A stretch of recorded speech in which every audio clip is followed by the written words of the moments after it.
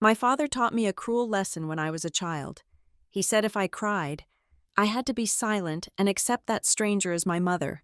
20 years later, I sit in my fortress while the police hold them back. He screams that she is my mom, and she demands $20,000 for her humiliation. I just smile, tap my security app, and whisper that they can talk to my lawyer. My name is Diana Chavez, and for the last 34 years, that name has felt less like an identity and more like a negotiation.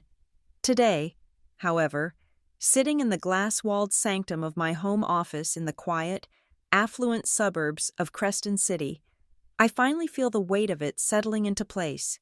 It is heavy, solid, and undeniably mine. The air conditioning in here is set to a precise 68 degrees, a temperature that keeps my mind sharp and my pulse steady, a stark contrast to the humid, chaotic heat radiating from the scene unfolding on my high-definition monitors. I do not look out the window, though I could. My office is a floating glass box at the rear of the house, offering a panoramic view of the manicured gardens I paid a landscape architect $5,000 to design just last month. Instead, my gaze is fixed on the 13-inch laptop screen in front of me, which is currently streaming a live feed from the Sentinel Guard home systems camera mounted above my front porch. The resolution is crisp enough to count the wrinkles of frustration deepening on my father's forehead. Outside, the red and blue strobe lights of a Creston City Police Department cruiser wash over the limestone facade of my house. The silence inside my office is absolute, broken only by the faint hum of the hard drive saving this footage directly to a cloud server Mara, my lawyer, has access to. On the screen, two figures are being physically corralled away from my custom mahogany double doors. Nathan Chavez, my father, looks smaller than I remember. He is wearing his Sunday best, a beige windbreaker that has seen better decades, and he is waving his hands in a gesture that used to make me flinch when I was 10. It was the gesture that meant I was being unreasonable. Next to him stands Darlene, even through the digital feed. Her presence is a discordant note. She is wearing a floral blouse that is too bright for the solemnity of a police intervention, and clutching a knockoff designer handbag as if it contains the crown jewels.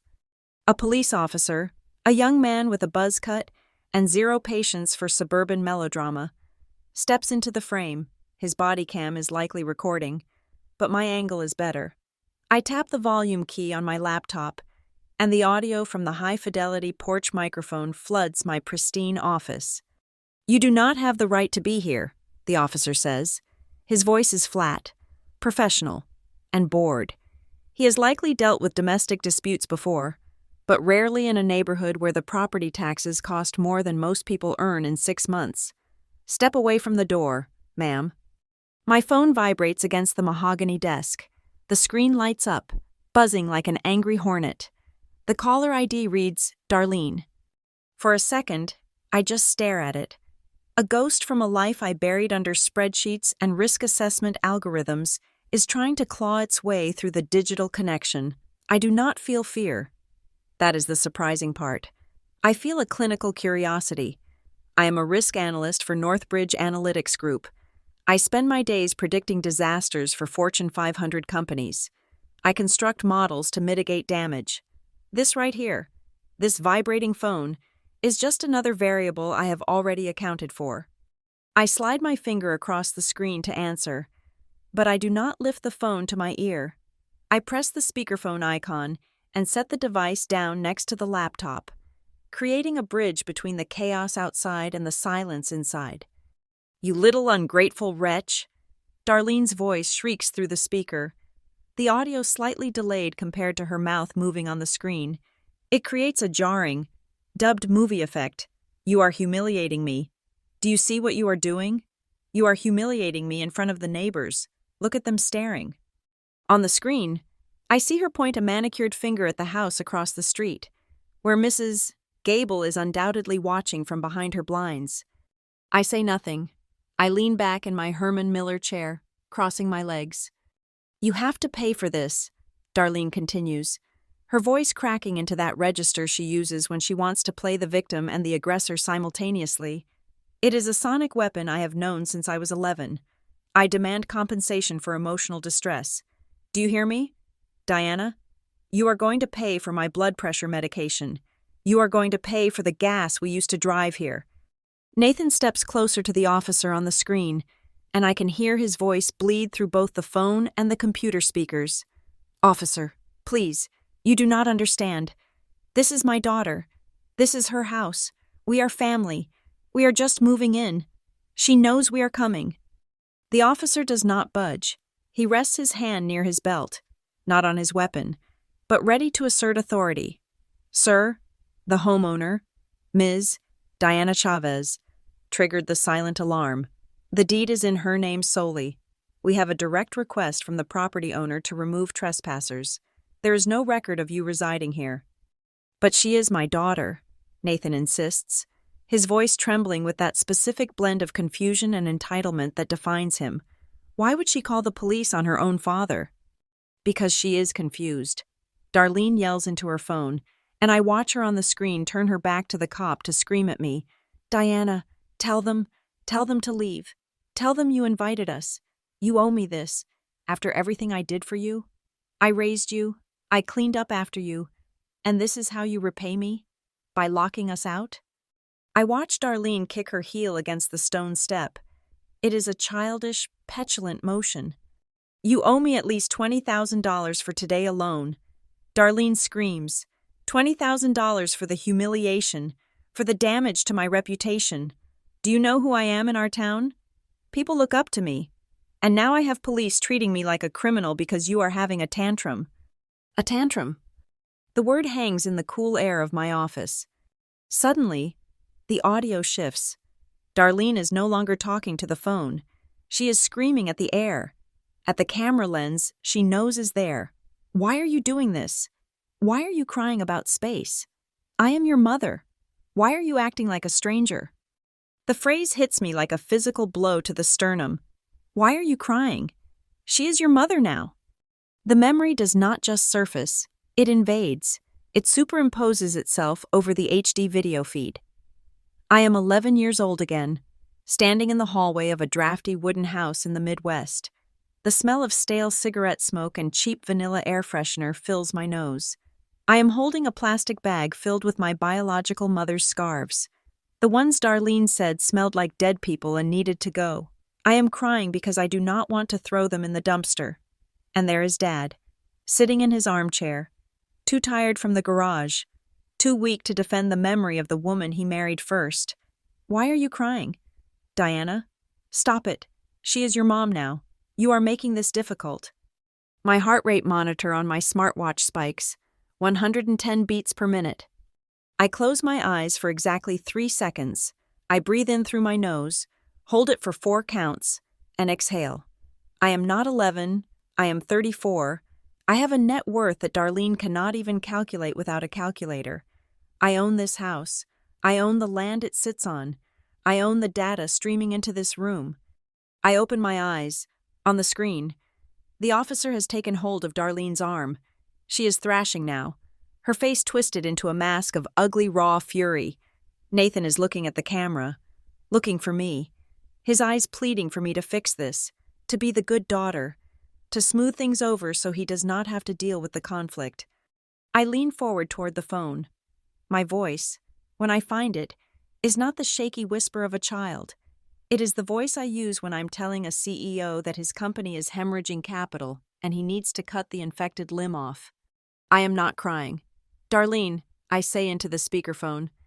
She stops screaming for a fraction of a second, surprised to hear my voice. And you are not my mother. I continue. My tone is ice. It is absolute zero. You are a trespasser, and Nathan is an accomplice. Diana, please. Nathan's voice comes through the background, weak and watery. From this moment forward, I say, enunciating every syllable with lethal precision, you will not contact me. You will not come to this address. Any further communication will be handled exclusively by my attorney, Mara Ellison. Do not call this number again. I do not wait for a response. I do not wait for the explosion of curses that I know is coming. I tap the red icon on my phone screen, severing the connection. Silence rushes back into the room, heavy and protective. I reach out and save the recording of the call. I label the file with today's date, the time, and a simple tag, Extortion Attempt 01. Then, I turn my attention back to the Sentinel Guard interface. I navigate the timeline, scrolling back 20 minutes. Before the police arrived, I want to see the moment they thought they had won. There it is. The timestamp reads 4:17 in the afternoon. The black SUV pulls up. Logan, my stepbrother, drags a cardboard box out of the trunk. Darlene marches up the walkway like she is inspecting a hotel she intends to buy. Nathan follows, jangling a set of keys. I zoom in on his hands. It is an old brass key.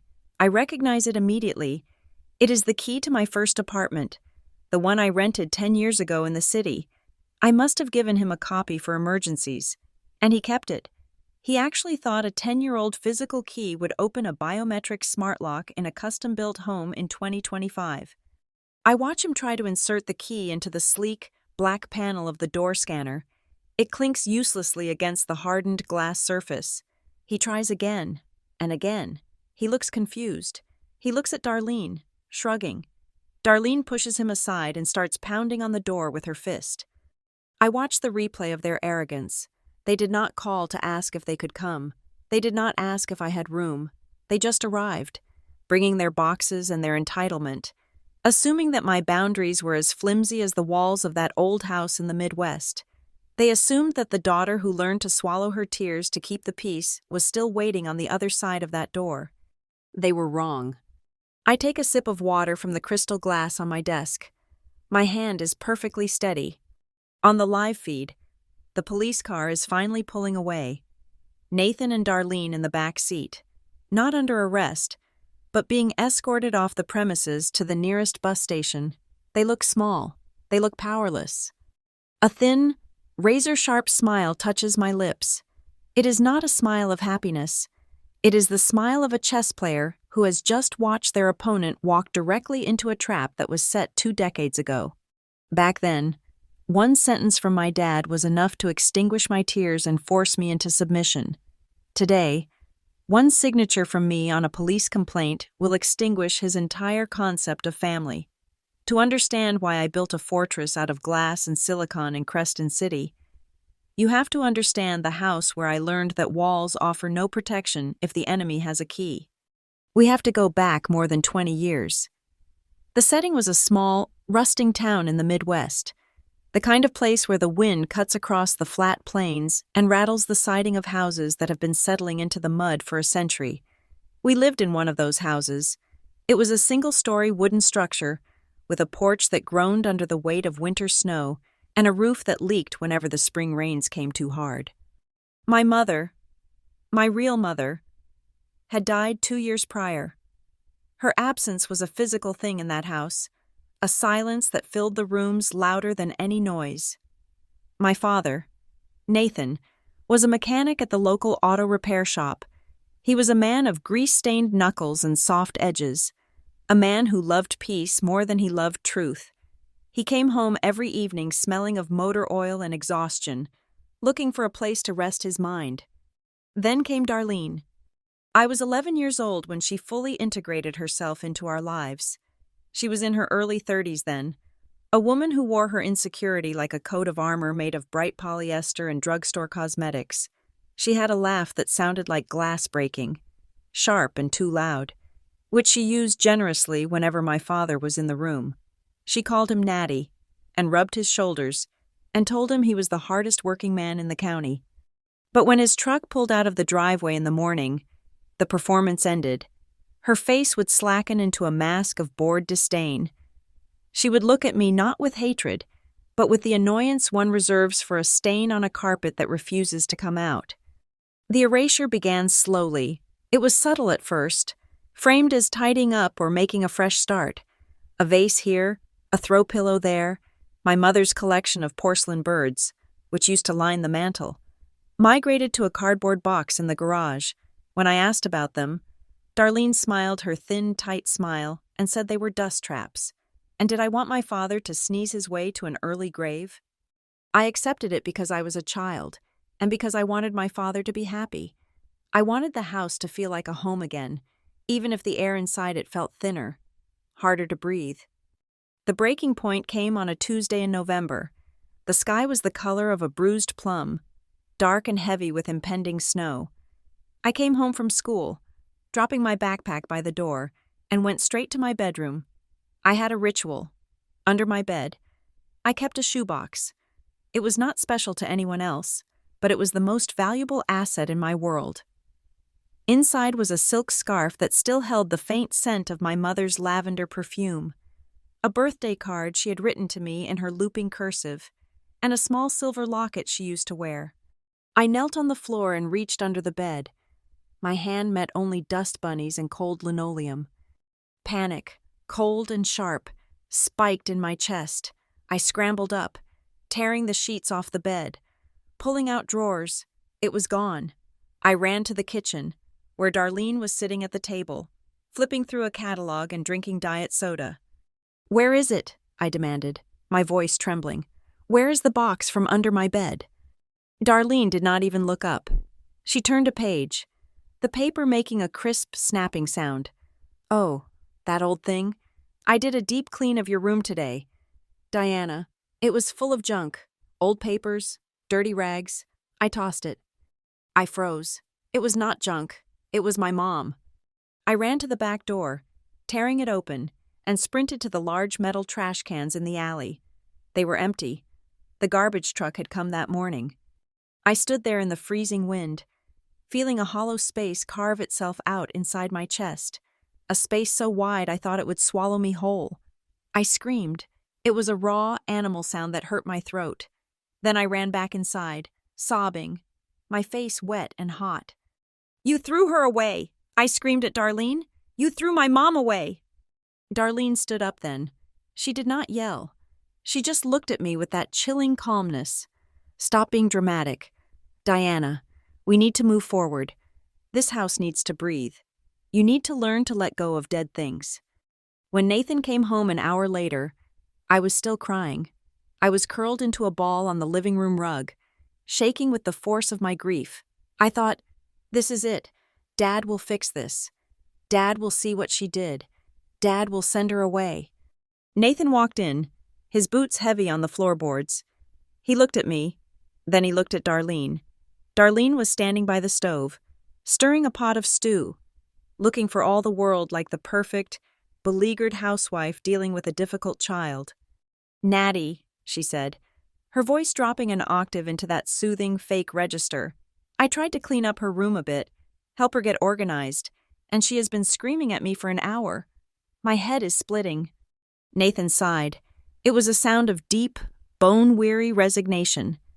He dropped his lunchbox on the table and looked down at me. "Diana, honey, get up," he said. She threw away Mom's box. I choked out, tears streaming down my face. The scarf, the locket. She threw it in the trash. "Dad, it is gone." I waited for the outrage. I waited for him to storm into the kitchen and demand an explanation. Instead, he rubbed his hand over his face, smearing a streak of grease across his forehead. He looked at Darlene, who gave him a small, helpless shrug, as if to say, "Kids, right?" Then he looked back at me. His eyes were not angry, but they were empty. They were the eyes of a man who had decided that peace was worth any price, even if the currency was his daughter's heart. "Why are you crying?" he asked. The question hung in the air, absurd and cruel. "She threw away Mom's things," I repeated, thinking he had not heard me. "I heard you," Nathan said, his voice hardening just a fraction. "But Darlene is just trying to make this a nice home for us. She is trying to take care of you." "She is not my mother," I yelled. And then came the sentence that would dismantle my childhood, brick by brick. Nathan frowned, his expression shifting to disappointment. "Why are you crying? She is your mother now." The world stopped. The ticking of the grandfather clock in the hall seemed to cease. "She is your mother now." It was not a suggestion. It was a rewriting of reality. He was telling me that my grief was inconvenient. He was telling me that the woman standing in the kitchen, the The woman who had smirked as she told me she trashed my most precious memories was to be given the title of the person she had just erased. I looked at him, and for the first time, I saw him clearly. He was not my protector. He was her accomplice. From that night on, the dynamic in the house shifted. There was no physical violence. Darlene never raised a hand to me. She did not have to. She had something more effective. She had the power of the narrative, and she had the judge, my father, in her pocket. The punishments were psychological, designed to make me feel small and burdensome. If I mentioned a memory of my biological mother, Darlene would sigh loudly and leave the room, and Nathan would scold me. "Diana, stop upsetting Darlene," he would say. "You know she is sensitive. Why do you have to be so selfish?" Selfish. That became the word of my adolescence. I was selfish for wanting to keep my own room. I was selfish for not wanting to call her mom. I was selfish for existing in a way that reminded them of a past they wanted to bury. One Saturday, Darlene decided the living room needed to be repainted. She chose a bright, jarring yellow. She told me to move the furniture. As I was moving the bookshelf, I found a photo album that had been shoved behind the sofa. It was one of the last remaining albums of my parents' wedding. I sat down and opened it, losing myself in the pictures for a moment. Darlene walked in. She did not yell. She just clicked her tongue. "You are staring at ghosts again," she said. "No wonder you are so gloomy. It makes the whole house feel heavy. Put that away and help me. In fact, take it to the garage. It does not match the new look." I refused. I stood up, clutching the album. "No," I said. Darlene turned to Nathan, who was taping the windows. "Natty," she said, her voice trembling with fake hurt. "She is doing it again, making me feel like an intruder in my own home." Nathan turned to me. "Diana, take the album to the garage. Do as your mother says." "She is not," I started. "Do as she says," he shouted, startling us both. "I am sick of the fighting. Diana, I am sick of you making everything so difficult. Just accept it." I learned then that resistance was futile if I did not have evidence. I needed proof. I needed to show him what she was like when he was not looking. I saved up my lunch money for 3 weeks and bought a cheap cassette recorder from the drugstore. It was bulky, plastic, and required 2 AA batteries that I had to steal from the TV remote. I waited for the right moment. It came a week later. Nathan was working a double shift. Darlene was in the kitchen, drinking wine. She had started drinking more by then. I walked in to get a glass of water. "You look just like her." "You know," Darlene said, her voice slurring slightly. She was looking at me with pure venom. "Same mousy hair, same weak chin. Your dad only keeps you around because he feels guilty. You know that, right? You are just a burden we have to carry until you are 18. My hand was in my pocket, clutching the recorder. I had pressed the red button the moment I walked in. I felt the wheels turning against my palm, capturing every word. I did not say anything back. I just let her talk. I let her pour her poison into the magnetic tape. When Nathan came home that night, I was waiting for him. I felt triumphant. I had the smoking gun. I had the truth in my pocket. "Dad, you have to listen to this," I said, pulling him into the hallway. I pushed the play button. The static hiss filled the air, followed by Darlene's voice, tinny and distorted but unmistakable. "You are just a burden we have to carry."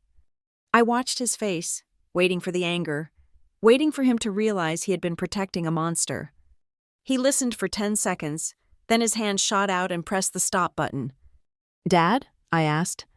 He looked at me, his face red, but it was not anger at her, it was anger at me.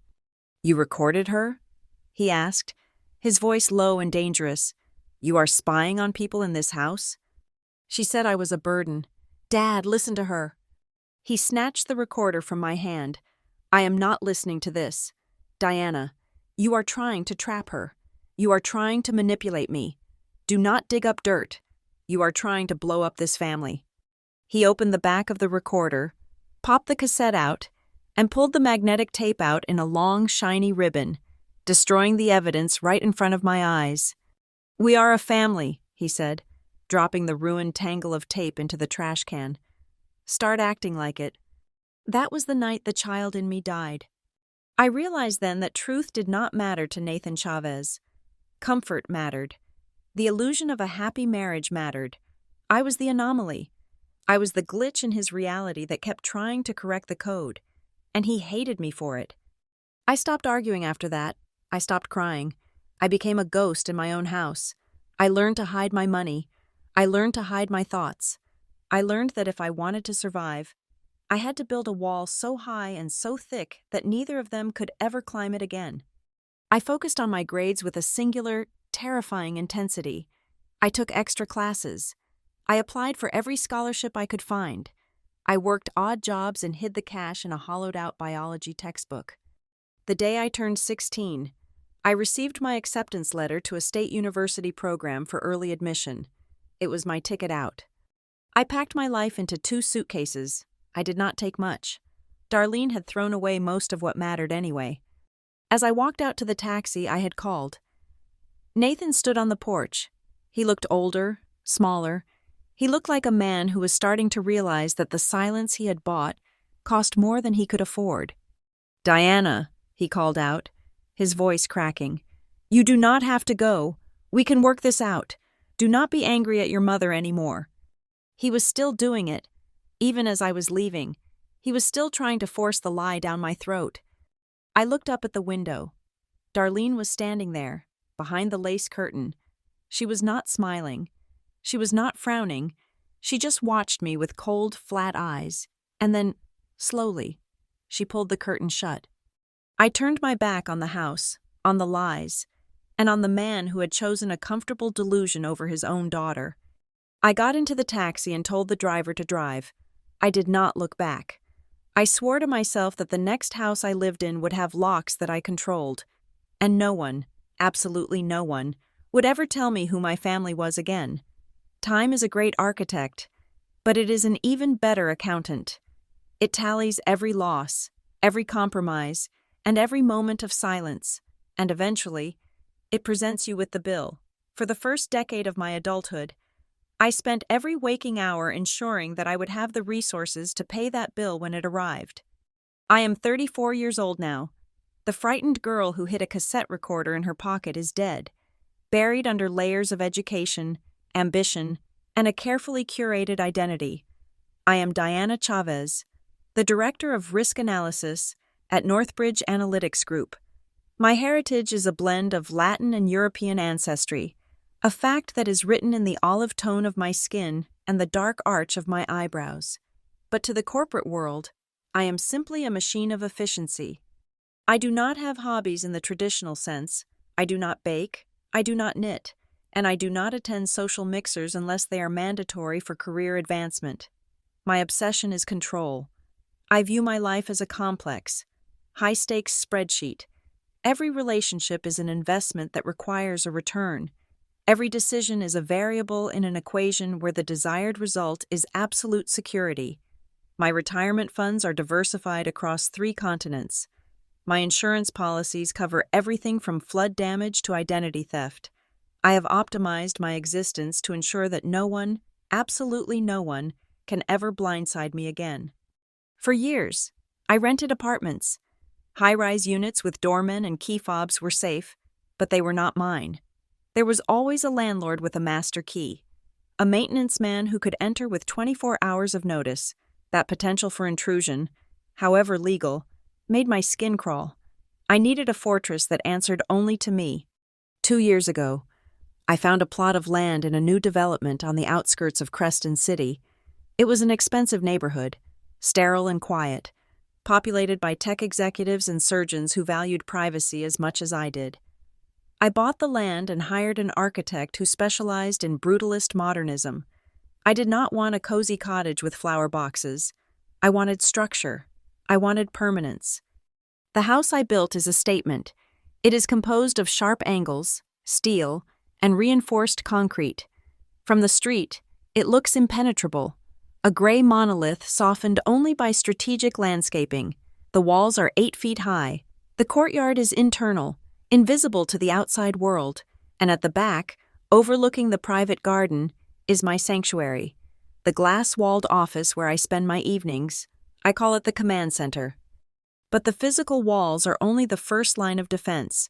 The real protection lies in the invisible grid I draped over the property.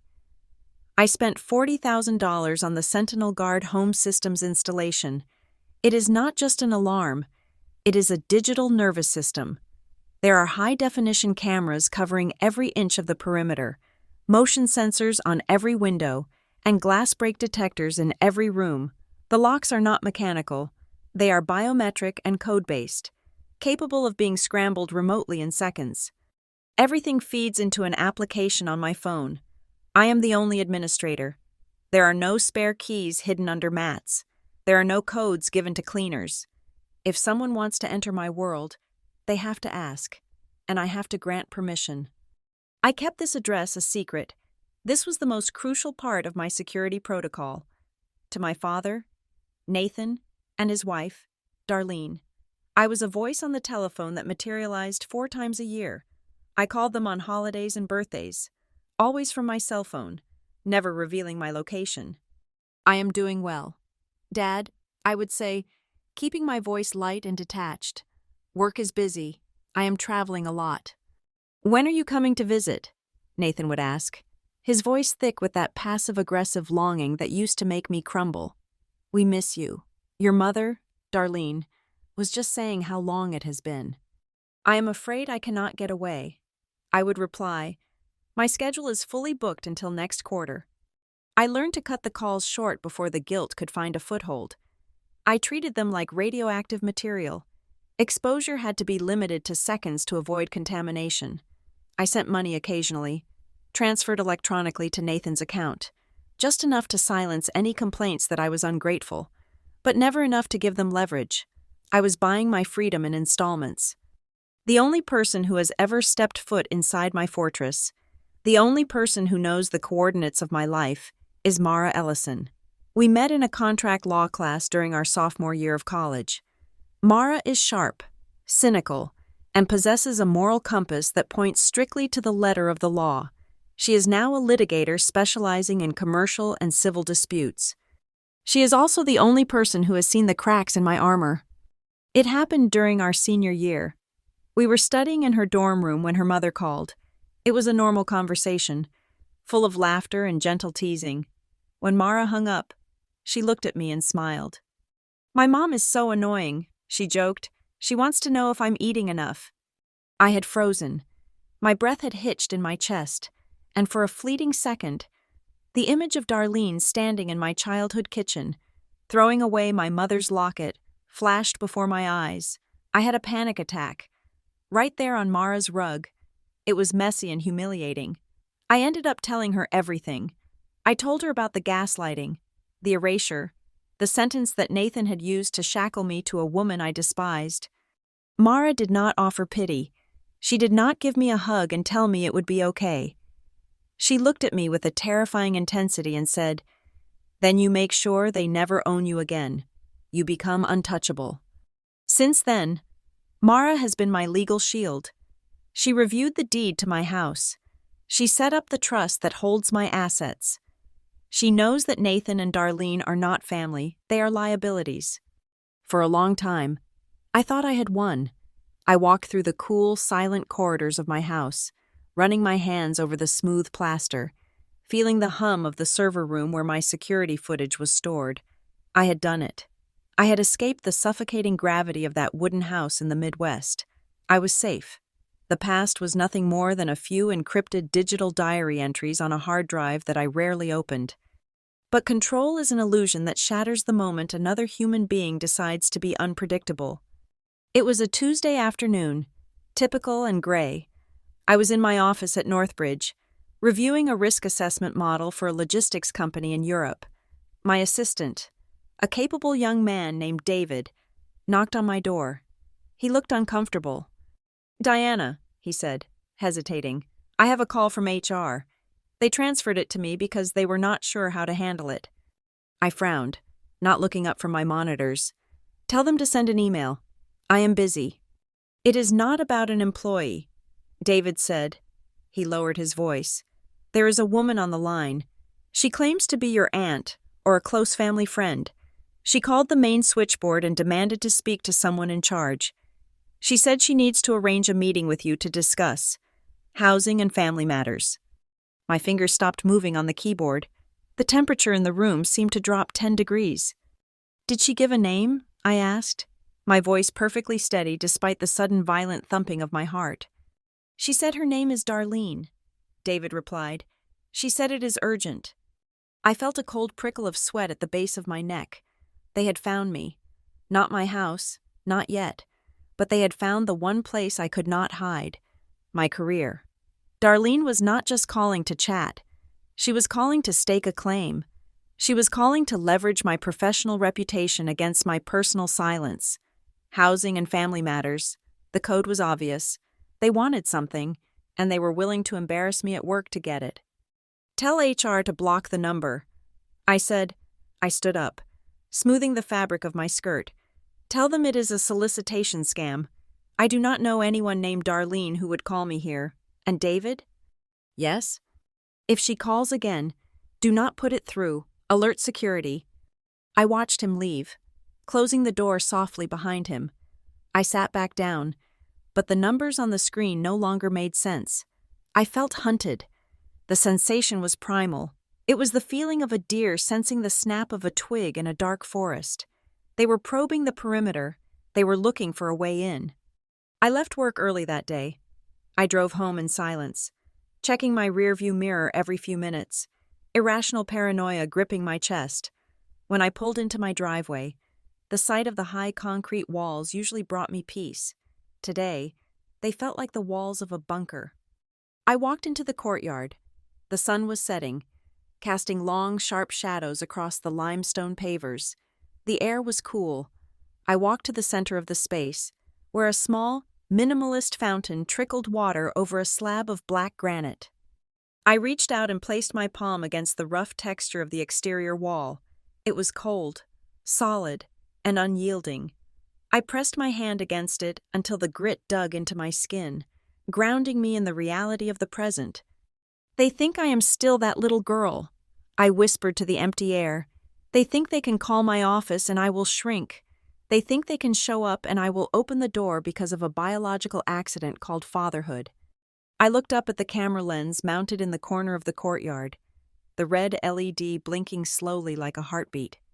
This is my house, I said, my voice gaining strength. I remembered the way Nathan had looked at me when he told me to stop crying. I remembered Darlene's smirk as she closed the curtains.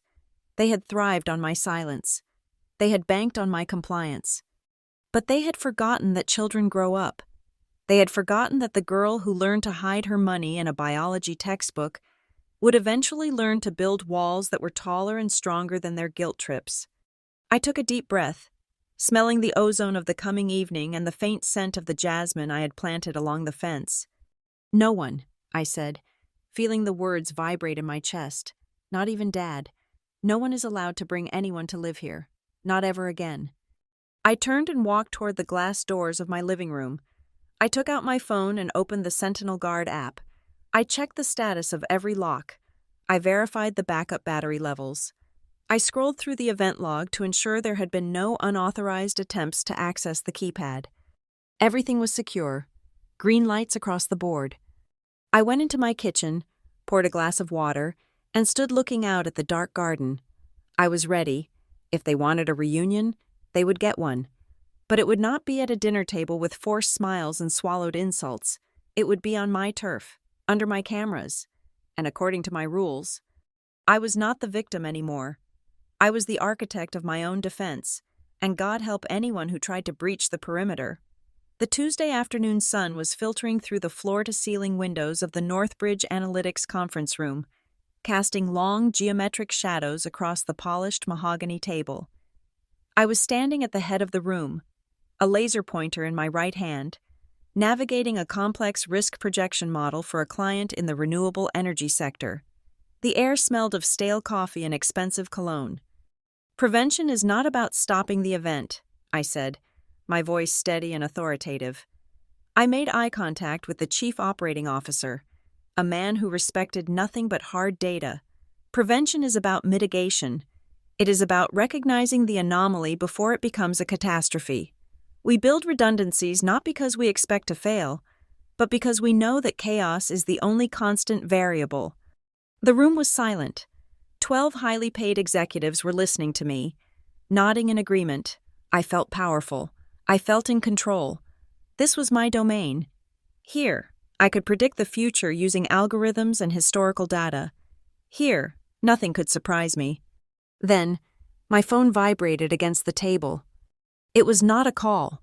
It was a single, sharp haptic pulse that I had programmed specifically for the highest level of alert on my Sentinel Guard Home Systems application. I glanced down. The screen was black, but the notification banner was glowing in urgent red text. Intrusion detected. Front door accessed with revoked key. A cold sensation, like ice water being poured down my spine, washed over me. For a fraction of a second, the boardroom dissolved. The faces of the executives blurred. My heart hammered against my ribs. A frantic rhythm that threatened to drown out the hum of the projector. A revoked key. My mind raced back to last week, right after the call from Human Resources about the woman claiming to be my mother. That night, fueled by a paranoia that felt almost electric, I had gone through my security protocols. I had scrubbed every digital key, every guest code, and every legacy access token I had ever generated.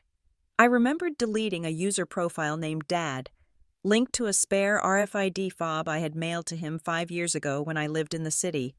I had sent it to him in a moment of weakness, a foolish gesture of inclusion for an apartment he never visited. I had deactivated it in the system 7 days ago, but I had not blocked the hardware ID from physically engaging the lock's magnetic reader. The system had recognized the fob, granted conditional entry, and immediately triggered the verification protocol. I swallowed the lump in my throat. I looked up at the waiting faces. "If you will look at column B," I said, my voice not trembling even a little, "you will see that the projected loss decreases by 40% if we implement the firewall update immediately." I continued the presentation for another 10 minutes. I answered questions. I smiled. I shook hands. But inside, I was screaming. When the meeting finally adjourned, I did not walk. I marched to the break room at the end of the hall. It was empty. I locked the door, pulled out my phone, and opened the Sentinel Guard app. The status bar at the top was flashing yellow. Entry delay active, awaiting passcode. I tapped the live view icon for the hallway camera. The video feed loaded in high definition, the image crisp and horrifyingly clear. They were there.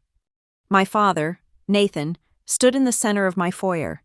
His hair was grayer than I remembered, his posture stooped, but he was looking around with an expression of profound, delusional pride. He was wearing his good church suit, the one that smelled of mothballs. Next to him was Darlene. She was wearing a faux fur coat that looked ridiculous in the mild spring weather, clutching a Louis Vuitton bag that was almost certainly a counterfeit. She dropped her heavy suitcase onto my imported Italian tile floor with a careless thud that I felt in my teeth. And behind them, dragging a stack of cardboard boxes, was Logan, my stepbrother.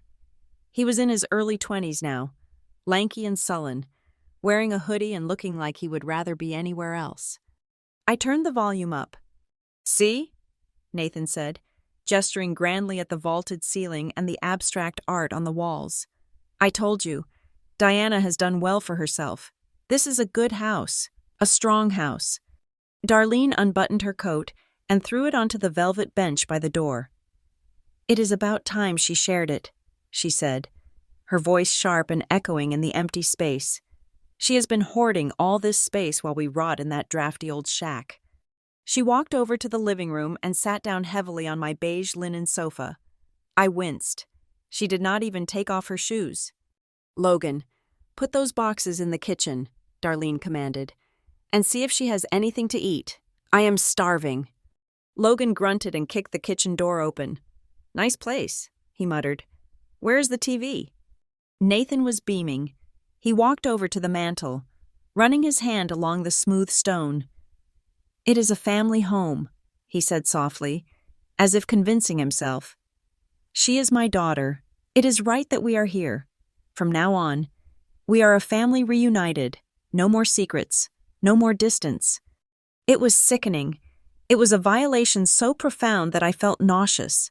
They had tracked me down. They had used an old key fob I gave them half a decade ago. Gambling that I had not changed my locks. They had walked into my sanctuary with the entitlement of kings conquering a new territory. Then, the sound began. Beep, beep, beep. It was the entry delay warning. The Sentinel Guard system had allowed them in because the key fob was technically compatible, but because I had revoked the permissions, it was treating the entry as unauthorized until a master code was entered on the wall panel. Logan poked his head out of the kitchen. "What is that noise?" Darlene waved a dismissive hand. "It is just some stupid alarm system. Diana probably has it set to sensitive. Ignore it, or go type 1234 or something." "It is getting faster." "Mom," Logan said. "It was beep, beep, beep, beep." Nathan looked at the keypad by the door, confusion clouding his face. "Maybe we should call her?" he suggested. "Dawn, not you dare," Darlene snapped. "We are her parents. We do not need permission to be in our daughter's house. Just hit the cancel button." Logan. I watched Logan walk up to the panel. He started mashing buttons randomly. I looked at the countdown timer on my phone screen. 30 seconds. I could stop it. I could press the disarm button right now. I could speak through the two-way audio and tell them the code. I could save them from the consequences of their arrogance. 27 seconds. I remembered the day Darlene threw away my mother's locket. I remembered Nathan telling me to stop crying. I remembered the years of silence, the years of being told that my boundaries were selfish. 12 seconds. Darlene was digging through her bag, looking for gum. She did not care. She truly believed that simply being Darlene gave her immunity from the laws of physics and property. 5 seconds. Nathan looked worried now. "Diana might be upset if the police come," he muttered. "Let her be upset," Darlene said. "She owes us." 0. The transition was instantaneous. The siren did not just sound, it exploded. It was a 120 decibel shriek designed to disorient intruders and alert the entire neighborhood. Even through my phone speakers, it was piercing. On the screen, I saw Logan clap his hands over his ears and drop to his knees. Darlene jumped up from the sofa, screaming something that was lost in the noise. Nathan backed against the wall, looking terrified. Simultaneously, my phone began to blare the emergency alert tone, a harsh, oscillating sound that cut through the quiet of the office building. I realized with a start that the sound was audible outside the break room. I saw a colleague walk past the glass door, looking in with concern. I killed the speaker volume on my phone but left the line open. I grabbed my bag and walked out of the break room, my face a mask of grim determination. "Is everything okay, Diana?" my assistant David asked as I passed his desk. He looked alarmed. I kept walking. "Security breach," I said shortly. "Handle my calls." I pushed through the heavy exit doors into the stairwell, where the reception was spotty, but the privacy was absolute. I tapped the notification on my screen. Alarm triggered. Contacting Monitoring Center. A calm, synthesized voice spoke through my phone. "This is the Sentinel Guard Monitoring Center. We have received a panic alert and unauthorized entry signal from the Chavez residence. Please identify yourself." I took a breath. "This is Diana Chavez. I am the homeowner." "Ms. Chavez, please provide your verbal safe word to cancel the police dispatch," the operator said. On the video feed, the siren was still wailing. I could see Darlene shouting at the wall panel. I toggled the audio back on for a second. "Shut it off. I am the mother of the owner. Shut this damn thing off." Darlene was screaming. Nathan was trying to yell over the noise. "It is a mistake. We are family."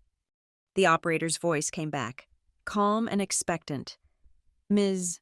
Chavez, I need your verbal safe word. If you do not provide it, we are required by law to dispatch local law enforcement to the scene." I looked at the screen.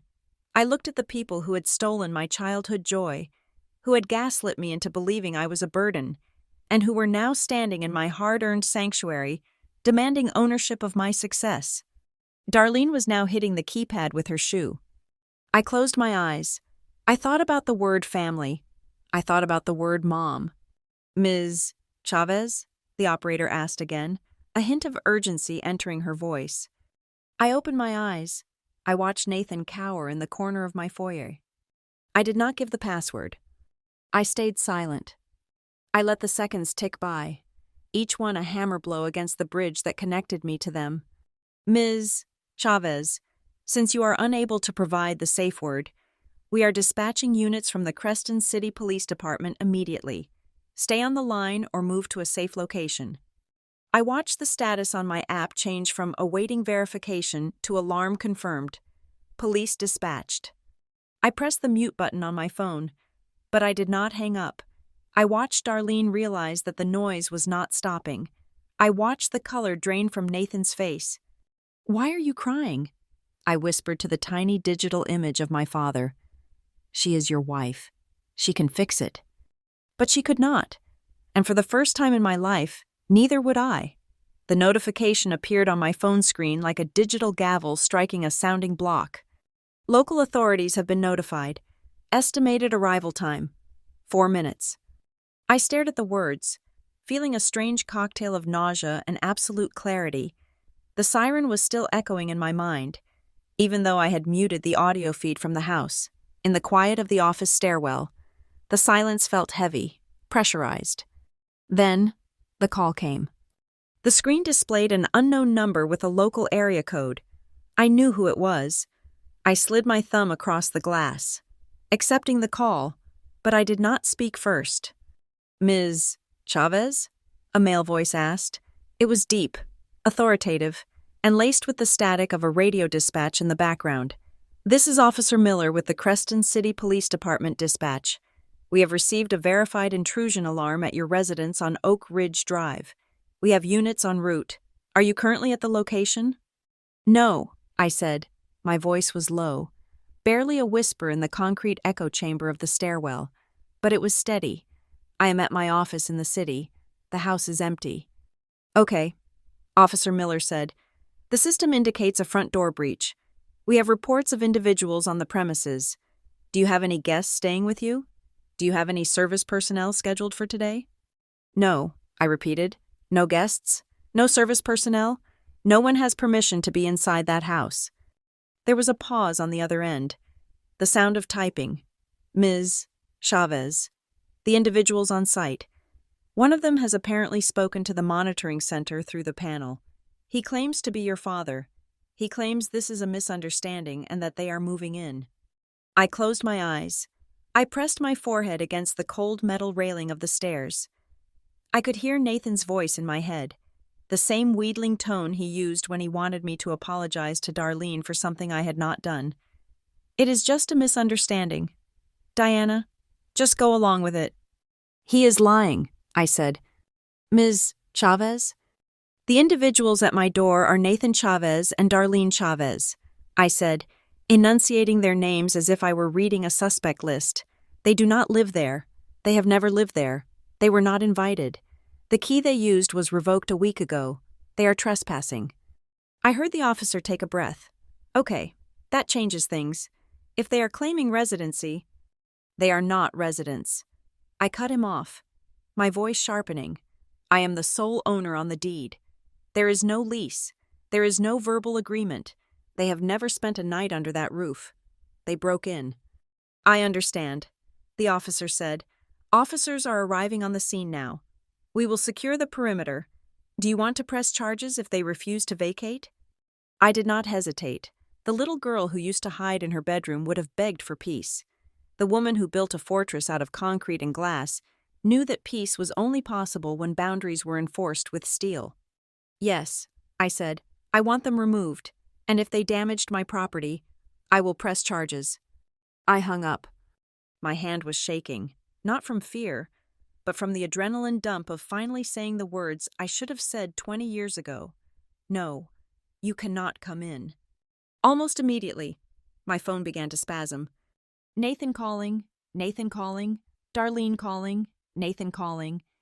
I ignored them. I watched the screen light up over and over again, their names flashing like warning signs. Then, a number I did not recognize popped up. I frowned and answered it, thinking it might be the police again. Hello? Hi, is this Diana? It is Sarah. Sarah Jenkins. From next door? My stomach dropped. Sarah was the president of the Homeowners Association. She was a nice woman, prone to baking cookies and watching the street like a hawk. Hi, Sarah, I said, forcing a neutral tone. Diana, I'm so sorry to bother you at work, Sarah whispered, sounding thrilled by the scandal. But are you okay? There are 3 police cruisers in your driveway. Your parents, at least, I think they are your parents, are shouting at the officers. The woman is screaming something about a lawsuit. The whole street is watching. Shame burned hot in my cheeks. This was exactly what Darlene wanted. She knew that if she made enough noise, if she created enough of a spectacle, I would cave just to make it stop. That had been the dynamic of my childhood. Give Darlene what she wants, or suffer the noise. I am handling it. Sarah, I said, it is a security issue. I am sorry for the disturbance. Oh, no, do not apologize, Sarah said. It is just, well, your mother seems very upset. She told Officer Davis that you promised them the guest wing. She is lying. Sarah, I said again, I have to go. I ended the call. The phone started ringing again. Nathan. I stared at the name. I knew I could not ignore it forever. If I did not answer, they would spin a narrative to the police that I was unreachable, or dead, or that I was being coerced. I needed to go on the record. I took a deep breath, swiped the green icon, and put the phone to my ear. Hello, Dad? I expected worry. I expected a question about my safety.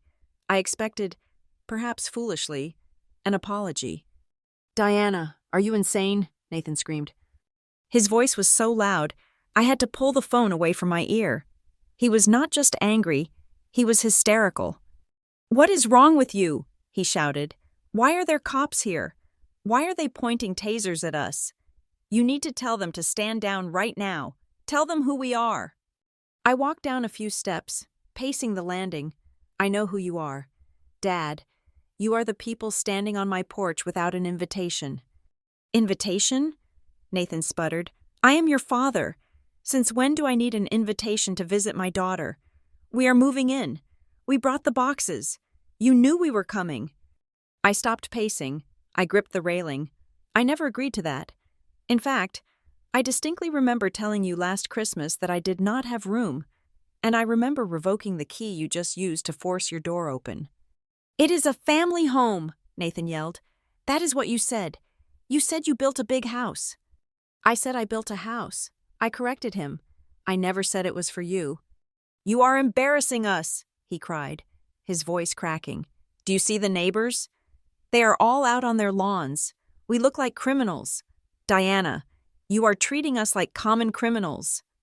Then stop acting like intruders, I said coldly. There was a silence on the line, a heavy breathing silence. Then Nathan's voice dropped, shifting from anger to that familiar, wheedling tone of disappointment, the tone that hurt more than the screaming. Why are you doing this? He asked. Is this about Darlene? Is this because you still cannot forgive her? I let out a harsh, incredulous laugh. Forgive her? Dad, this is not about feelings. This is about the law. You broke into my house. She is your mother. Diana, he said. No, she is not. She raised you. She lived in the same house as me while I raised myself. I snapped. There is a difference. Give me that phone. I heard a scuffle, the sound of wind against the microphone, and then Darlene's voice blasted into my ear. You ungrateful little brat, she hissed.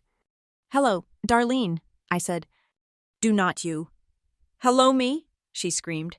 I am standing here with a police officer telling me I have to step off the property or I will be arrested. Me, a woman of my standing. I have high blood pressure. Diana, if I have a stroke right here on your driveway, it will be on your head. The police are doing their job, I said. You should listen to them. I raised you, Darlene screamed. The phrase was a reflex, a shield she used whenever her authority was challenged. I cooked for you. I cleaned your clothes. I put a roof over your head when your mother died. And this is how you repay me? By hoarding this mansion? By locking us out like stray dogs? You did not put a roof over my head, I said, my voice trembling with suppressed rage. Dad did. And I moved out the day I turned 16. I have not asked you for a penny since. I bought this house, Darlene, me, with my money.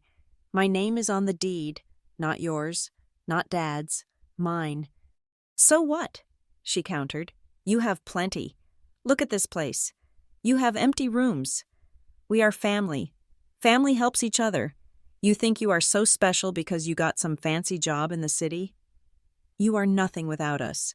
You would be in a foster home if it wasn't for me. I closed my eyes. The gaslighting was so reflexive, so practiced.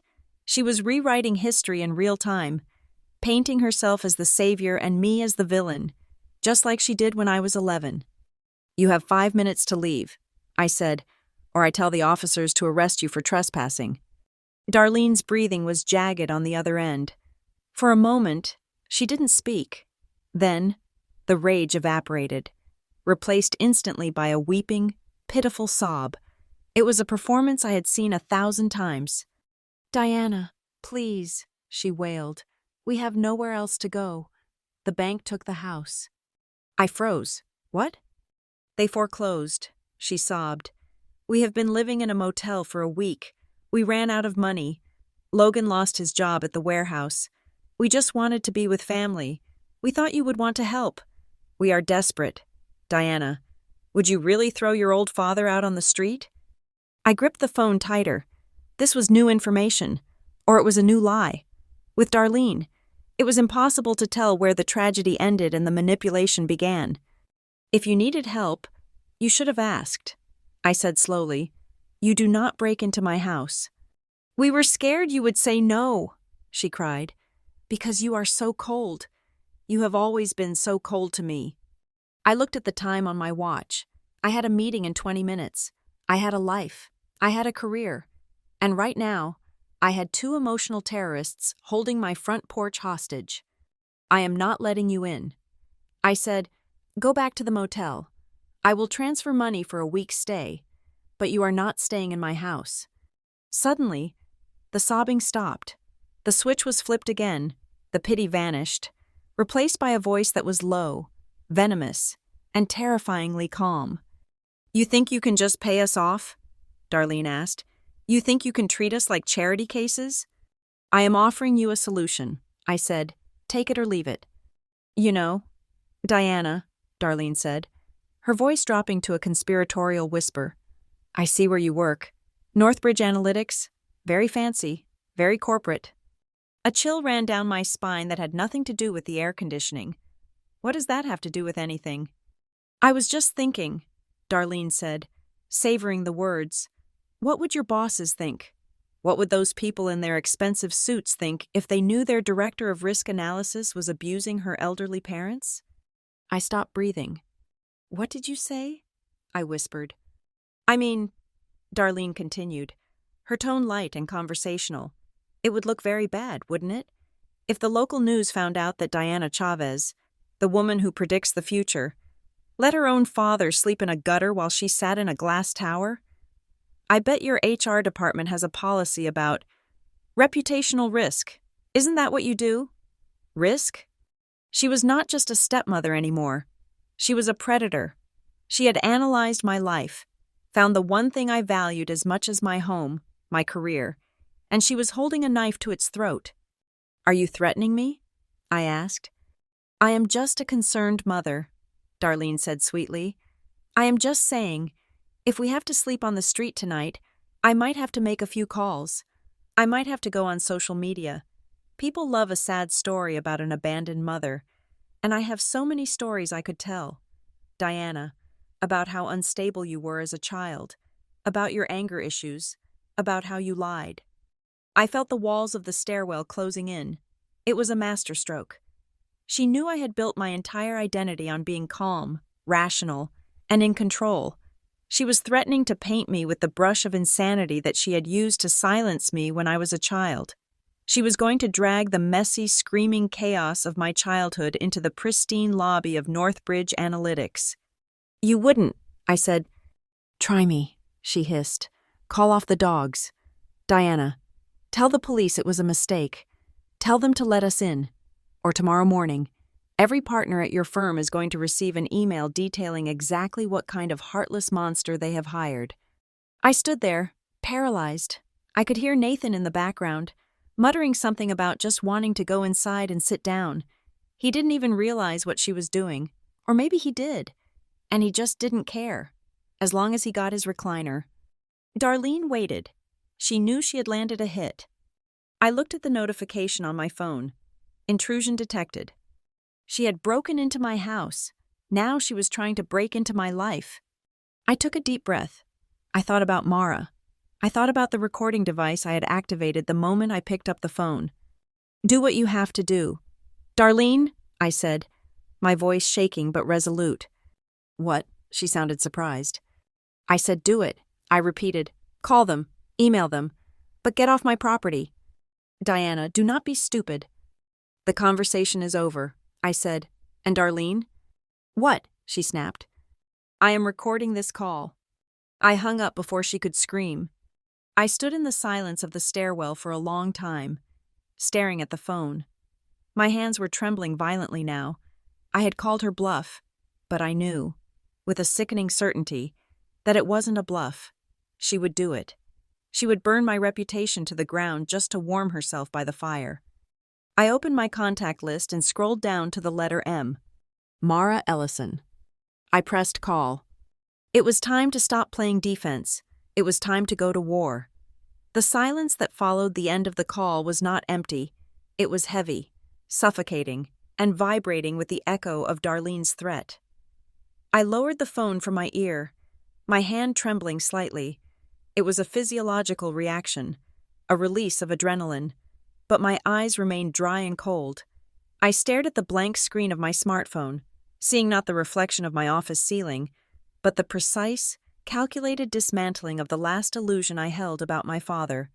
For years, I had told myself that they were simply messy people.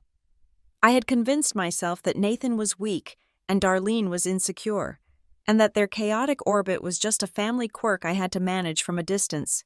But Darlene's words, "What would your bosses think?" had shattered that lens forever. This was not messiness. This was leverage. This was a calculated strike against the one thing they knew I valued more than their approval, my autonomy. They were willing to burn down the career I had spent 12 years building just to warm themselves by the fire. I placed the phone on the desk. I did not scream. I did not throw it. I sat down in my ergonomic chair and exhaled a breath I felt I had been holding since I was 11 years old. Then, I picked the phone up again and dialed Mara Ellison. Mara picked up on the second ring. She did not waste time with pleasantries. "Diana?" I saw the alert on the shared drive. The Sentinel guard system flagged a forced entry attempt. "Are you safe?" "They are inside the foyer," I said. My voice sounded strange to my own ears. Flat, metallic, devoid of the panic that had gripped me minutes ago. Or they were. "The police are there now." "But Mara, Darlene just called me. She threatened to go to my HR department. She threatened to go to the press. She said she would ruin my reputation if I did not let them move in." There was a pause on the other end of the line. It was the silence of a predator assessing a shift in the wind. When Mara spoke, her voice was not sympathetic.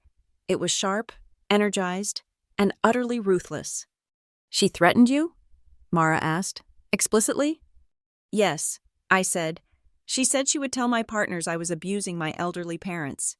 She said she would destroy me." "Did you record it?" I looked at the active voice memo file on my screen. "Yes." "Diana," Mara said, and I could practically hear the smile in her voice, a shark sensing blood in the water. "They just handed us the gun." "What do you mean?" I asked. "Up until 10 seconds ago, this was a domestic dispute," Mara explained, her cadence shifting into professional overdrive. "It was a messy, he said. She said about family residency. But extortion? Blackmail? That is a felony. Diana. Attempting to coerce a homeowner into granting access by threatening their professional livelihood takes this out of civil court and drops it right onto the desk of a criminal prosecutor. They just shot themselves in the foot. I let out a shaky breath. It felt too easy. It felt like a trap. But they are still claiming residency. They are telling the police I invited them. Let them talk, Mara said dismissively. Words are wind. Evidence is concrete. Listen to me carefully. I need you to log into the Sentinel Guard cloud server right now. Do not wait until you get home. Do it from the office. Download every single second of footage from the moment their car pulled into your driveway. Get the audio of them ignoring the keypad. Get the video of the forced entry. Save it all to an external hard drive that is not connected to the internet. Can you do that? I am doing it now, I said, already typing my master password into the laptop. Good, Mara said. Now, I need you to leave work. Go straight to the Creston City Police Precinct. Do not go home yet. If you go home, you are entering an emotional volatility zone. Go to the station. You need to file a formal criminal complaint for trespassing and attempted extortion. I hesitated. My hand hovered over the keyboard. Filing a report. It sounded so final. It sounded like something you did to strangers, not the man who taught you how to tie your shoes. Diana? Mara's voice was softer now, but firm. I know what you are thinking. You are thinking he is your dad. I am thinking that if I do this, there is no going back, I whispered. There was never any going back. Diana, Mara said, they proved that when they tried to break into your house, they proved that when Darlene threatened your job, they have already declared war. You are just deciding whether to fight back or let them conquer you. Remember the girl who hid the cassette tape? The memory washed over me. The 11-year-old me, clutching that cheap plastic recorder, hoping that the truth would be enough to save me, hoping that if my father just heard Darlene's venom, he would choose me. He had destroyed the tape. He had chosen the lie. I am not that girl anymore, I said, my voice hardening. Then prove it, Mara said. Go to the station. I will meet you there in 20 minutes with the paperwork for a temporary restraining order. A restraining order? I asked. Against my parents? Against the people who are harassing you, Mara corrected.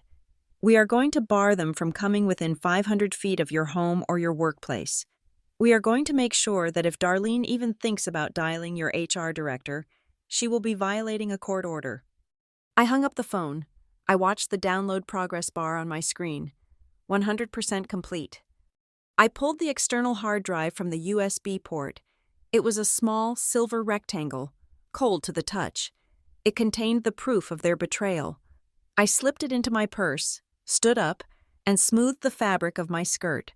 I walked out of my office, past the curious glances of my colleagues, and into the elevator. I did not look back. The drive to the precinct was a blur of gray asphalt and red taillights. My mind was operating on two tracks. One track was the efficient, corporate risk manager, calculating the route, rehearsing the statement I would give to the desk sergeant. The other track was a chaotic slideshow of memories I had tried to suppress. I remembered the way Nathan used to look at me when I was small, before Darlene, as if I were the only thing that mattered. I remembered the smell of his old flannel shirts. I remembered the day he told me that peace was more important than truth. I parked my car in the visitor lot of the precinct. The building was a block of brown brick, ugly and utilitarian. It looked nothing like my sleek, modern home, but as I walked toward the glass doors, I felt a strange sense of safety. Here, feelings did not matter. Here, facts were the only currency. I walked up to the front desk. The sergeant on duty was a heavy-set man with tired eyes. He looked up from his computer. "Can I help you?" "I need to file a complaint," I said. My voice did not shake. "Regarding a trespassing incident at my property on Oak Ridge Drive, and I need to speak to someone about filing for an emergency protective order." The sergeant blinked, looking at my tailored suit and the determined set of my jaw. He pulled a form from a drawer and slid it across the counter. "Name?" "Diana Chavez." He paused. "We have units out at a Chavez residence right now. Domestic disturbance?" "It is not a domestic disturbance," I said, correcting him with the same precision I used in board meetings. It is a criminal trespass. The individuals involved do not reside there. They have no lease. They have no legal right to the property. They accessed the home using a digital key that had been revoked 7 days prior. That is unauthorized entry. The sergeant raised an eyebrow, impressed by the specificity. He typed something into his terminal. Okay, Ms. Chavez, take a seat. A detective will be out shortly. I sat on a hard plastic chair in the waiting area. The air smelled of floor wax and stale coffee. I clutched my purse, feeling the hard drive inside against my hip. 10 minutes later, Mara walked in. She looked like a Valkyrie in a pantsuit. She carried a leather briefcase and an aura of absolute competence. She sat down next to me and squeezed my arm. "Did you give them the statement?" she asked. I nodded. I told them about the key. I told them about the call. "Good," Mara said. She opened her briefcase and pulled out a stack of documents. "These are the forms for the Temporary Restraining Order, or TRO. We are citing reasonable fear of harassment, attempted extortion, and unauthorized entry. Because they are immediate family members, the bar is slightly higher, but with the recording of the threat against your employment, we will clear it easily." She handed me a pen. I looked at the paper. Petitioner, Diana Chavez. Respondent, Nathan Chavez and Darlene Chavez. Seeing their names typed out in black and white, listed as respondents, as adversaries, made my stomach turn. This was the nuclear option. This was the document that said, legally and publicly, that I was afraid of my own father. "Diana," Mara said softly, "look at me." I looked at her. "Why are you hesitating?" she asked. "He is old." "Mara," I whispered, "he is weak. Darlene, she pushes him. He just goes along with it because he wants peace. If I sign this, if I serve him with this paper, I am making him a criminal. I am humiliating him." Mara shook her head. "No, you are not making him a criminal.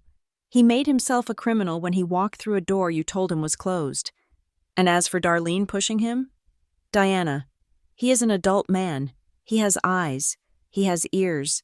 He watched that woman torment you for 20 years, and he did nothing." "He was tired," I said, the old excuse falling from my lips automatically. "He was complicit," Mara corrected, her voice hard. "He traded your childhood happiness for his own convenience, and now he is trying to trade your adult success for his retirement plan. That is not love, Diana. That is parasitism." I looked down at the paper. The black letters seemed to swim. "Do you remember what you told me freshman year?" Mara asked, "about the night you ran away?" I nodded. "You told me he called after you. He told you not to be angry at your mother. He did not ask you to stay because he loved you. He asked you to stay because he did not want to deal with the guilt of you leaving. He wanted you to be silent. He wanted you to be convenient. Why are you crying? She is your mother now." The sentence echoed in my mind, overlaying the hum of the police station. It was the sentence that had erased me. It was the sentence that had told me my pain did not matter as long as Darlene was happy. If I did not sign this paper, I was agreeing with him. I was saying that yes, my tears, my boundaries, my safety, they were all negotiable. I was saying that I was still that little girl who could be silenced with a scowl. But I was not her. I was the woman who built the fortress.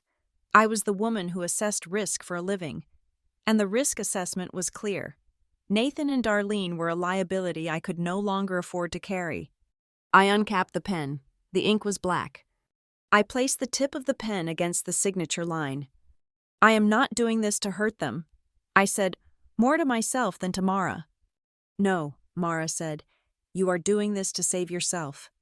I signed my name, Diana Chavez. The signature was sharp, angular, and decisive. It looked like a blade on the paper. I handed the document back to Mara. It felt like I had just cut an umbilical cord made of barbed wire. There was pain. Yes, a sharp, tearing sensation in my chest. But underneath the pain, there was something else, a rush of oxygen, a lightness. Mara took the document and slid it into a folder. Done, she said. I will file this with the clerk immediately. The police will serve them with the notice at the scene. They will be removed from the property within the hour. If they return, they will be arrested. She stood up and looked down at me. Her expression softened. You did good, Diana. I stood up, my legs feeling unsteady but holding my weight. I do not feel good, I admitted. I feel empty. That is normal, Mara said. You just amputated a gangrenous limb. It hurts, but it is going to heal, and for the first time in your life, the infection is gone. We walked out of the police station together. The sun had set, and the streetlights were humming to life, casting long shadows across the pavement. I took my phone out of my purse. I had 12 missed calls from Nathan, 7 from Darlene, 2 from my neighbor. I pressed the side button, turning the phone off completely.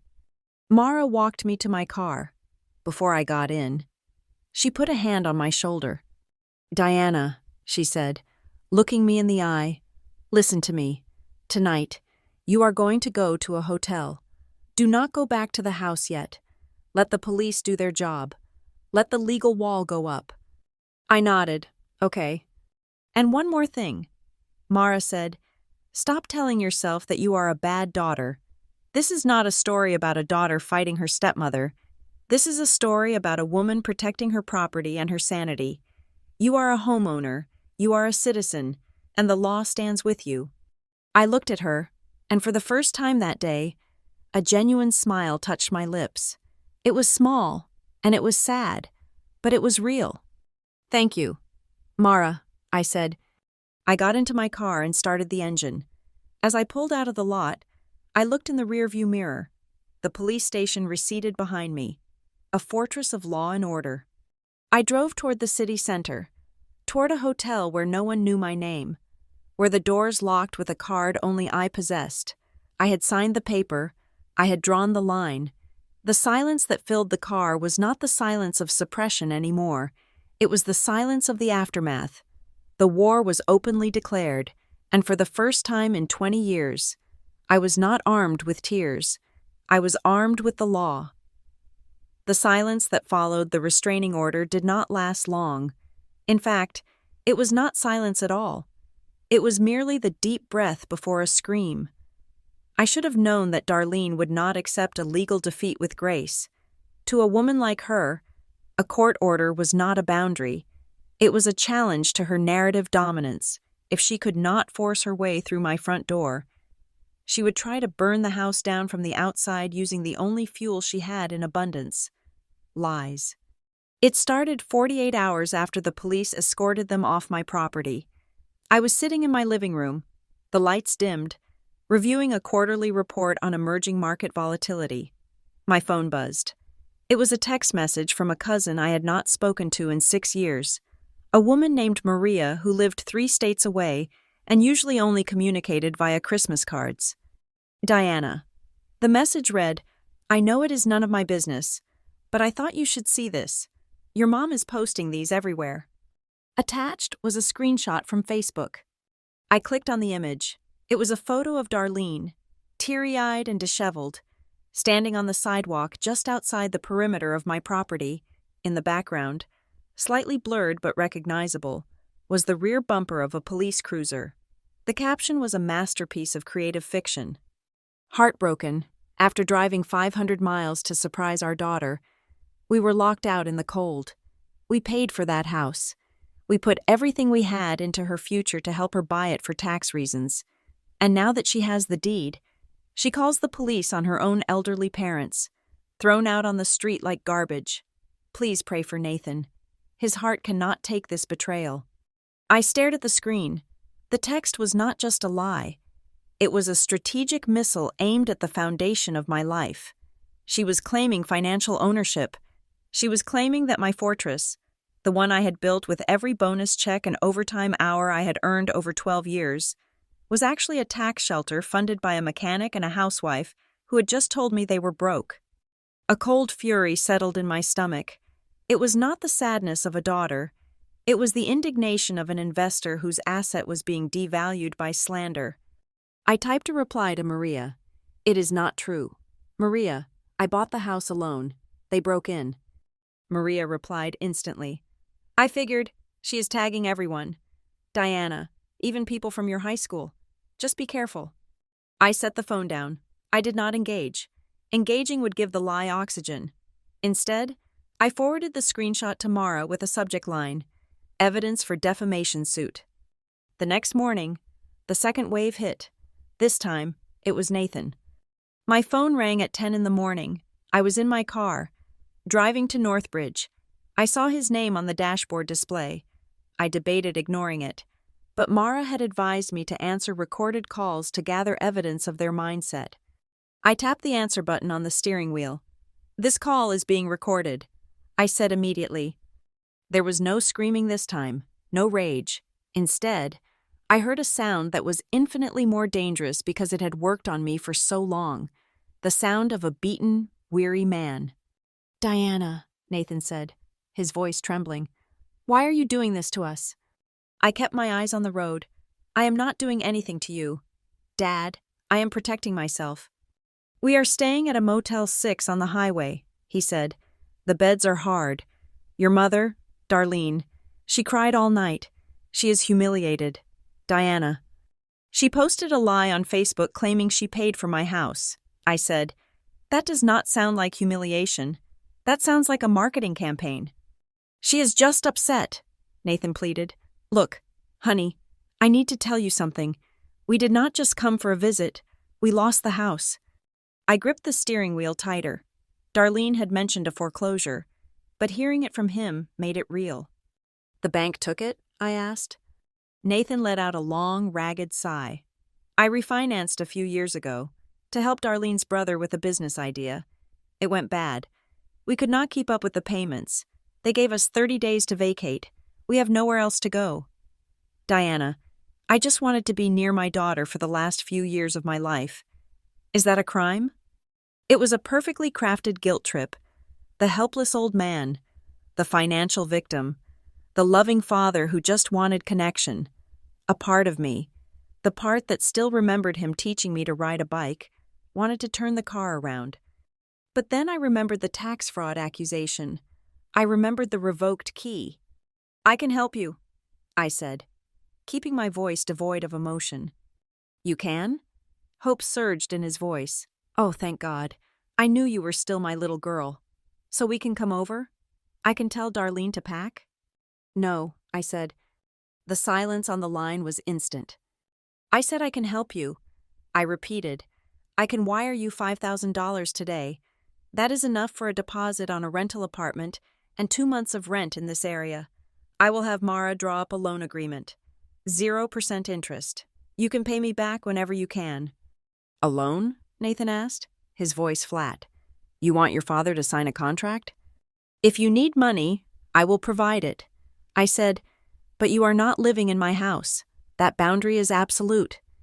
But why? He demanded, the pity vanishing, replaced by the old frustration. You have empty rooms. Why should I pay rent to a stranger when my daughter lives in a mansion?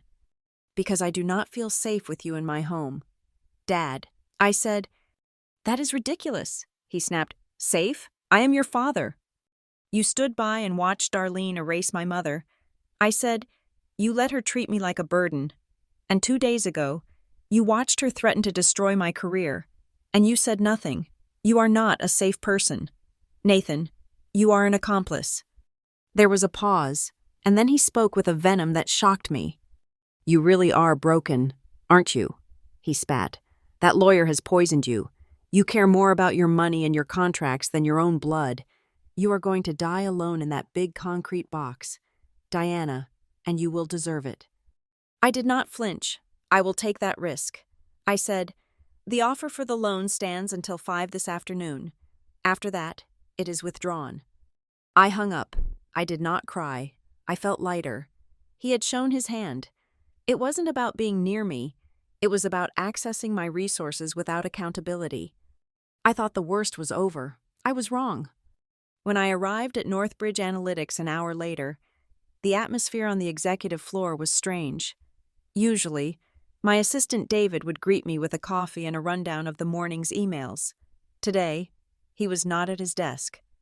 I walked toward my office, but before I could reach the door, the Vice President of Human Resources, a woman named Karen Vance, stepped into the hallway. She looked uncomfortable. "Diana," she said, her voice low, "can you come to my office for a moment? We need to have a chat." A chat, in corporate language. That word is a siren. I followed her. Inside her office, the blinds were drawn. Sitting in the corner was the company's legal counsel. My stomach dropped. "Have a seat." "Diana," Karen said. I sat. I folded my hands in my lap. What is this about? Karen opened a folder on her desk. "We received a disturbing phone call this morning," she said, "from a woman claiming to be your mother." I closed my eyes for a fraction of a second. She had done it. She had actually done it. "She is not my mother," I said. "She is my stepmother. And I assume she told you I was incompetent?" Karen looked at the lawyer, then back to me. "She told us that you are in the midst of a severe mental health crisis. She claimed you have been exhibiting erratic behavior, paranoia, and suicidal ideation. She said that you have cut off family support, and that she is terrified you are going to hurt yourself or damage company property. She strongly suggested that we place you on immediate medical leave for your own safety." I sat in stunned silence. It was evil. It was brilliant. She wasn't just calling me a bad daughter. She was painting me as a liability. In my line of work, risk is the enemy. If a risk director is seen as unstable, her career is over. Darlene was trying to get me suspended, knowing that without my job, I might be forced to negotiate. She also mentioned, Karen continued, looking at her notes, that the house you live in was purchased with funds stolen from your father, and that there is a police investigation pending. I felt the blood drain from my face. "Is there any truth to this, Diana?" the lawyer asked. "We need to know if there is an active criminal investigation involving a senior executive." I stood up. I did not shout. I did not cry. I reached into my bag and pulled out the external hard drive and the folder Mara had given me. "There is a police investigation," I said, my voice steady, ringing with the authority of absolute truth. "But I am the plaintiff, not the suspect." I placed the restraining order on Karen's desk. "This is a temporary restraining order granted by the Creston City Court yesterday against Nathan and Darlene Chavez," I stated. "They attempted to break into my home on Tuesday. When I refused them entry, Darlene Chavez explicitly threatened to contact my employer to destroy my reputation if I did not comply with her demands." I pulled out my phone. "I have a recording of that threat," I said. "Would you like to hear it?" Karen's eyes went wide. "Please." I played the audio. The room filled with Darlene's voice, clear and vindictive. I might have to make a few calls. People love a sad story. Try me. When the recording ended, the silence in the room was absolute. "The allegations of mental instability are a fabrication designed to coerce me," I continued. "The allegations of theft are defamation. I purchased my home independently. My financials are vetted annually by this company's own auditors. This is an extortion attempt, pure and simple." Karen looked at the lawyer. The lawyer looked at the restraining order. "I am sorry you are going through this, Diana," Karen said, her demeanor shifting from suspicion to horror. "This is extreme." "It is," I agreed. "I apologize that it has breached the workplace. I have taken legal steps to ensure it stops." Just then, the door opened. It was Mr. Sterling, the CEO of Northbridge. He was a man of few words, focused entirely on the bottom line. He walked in, looked at Karen, and then looked at me. "I heard about the call," Sterling said. He looked at the legal counsel. "Is it true? Is she a risk?" "No, sir," the lawyer said quickly. "She is the victim of a targeted harassment campaign. We have court documents and audio evidence of extortion." Sterling looked at me. He studied my face. He saw the fatigue, but he also saw the steel. "This woman," Sterling said, "she is trying to sabotage the Phoenix Project by taking out the lead analyst." "She is trying to sabotage me, sir," I said. "The project is just collateral damage." Sterling snorted. He was not a man of empathy, but he was a man of territory, and I was his territory. "We do not let outsiders leverage our employees," he said. "It sets a bad precedent. If she is spreading lies about a Northbridge director, she is damaging the Northbridge brand." He turned to the company lawyer. "Draft a letter." Sterling ordered, on Northbridge letterhead, "Send it to this woman. Tell her that any further communication with this office, or any further dissemination of false information regarding our employee, will be met with a defamation lawsuit from our corporate legal team. Tell her we will seek damages for interference with business relations." He looked back at me. "Take the rest of the day off, Diana, but be back tomorrow. We have a deadline." I nodded, feeling a strange surge of gratitude. It was not warmth.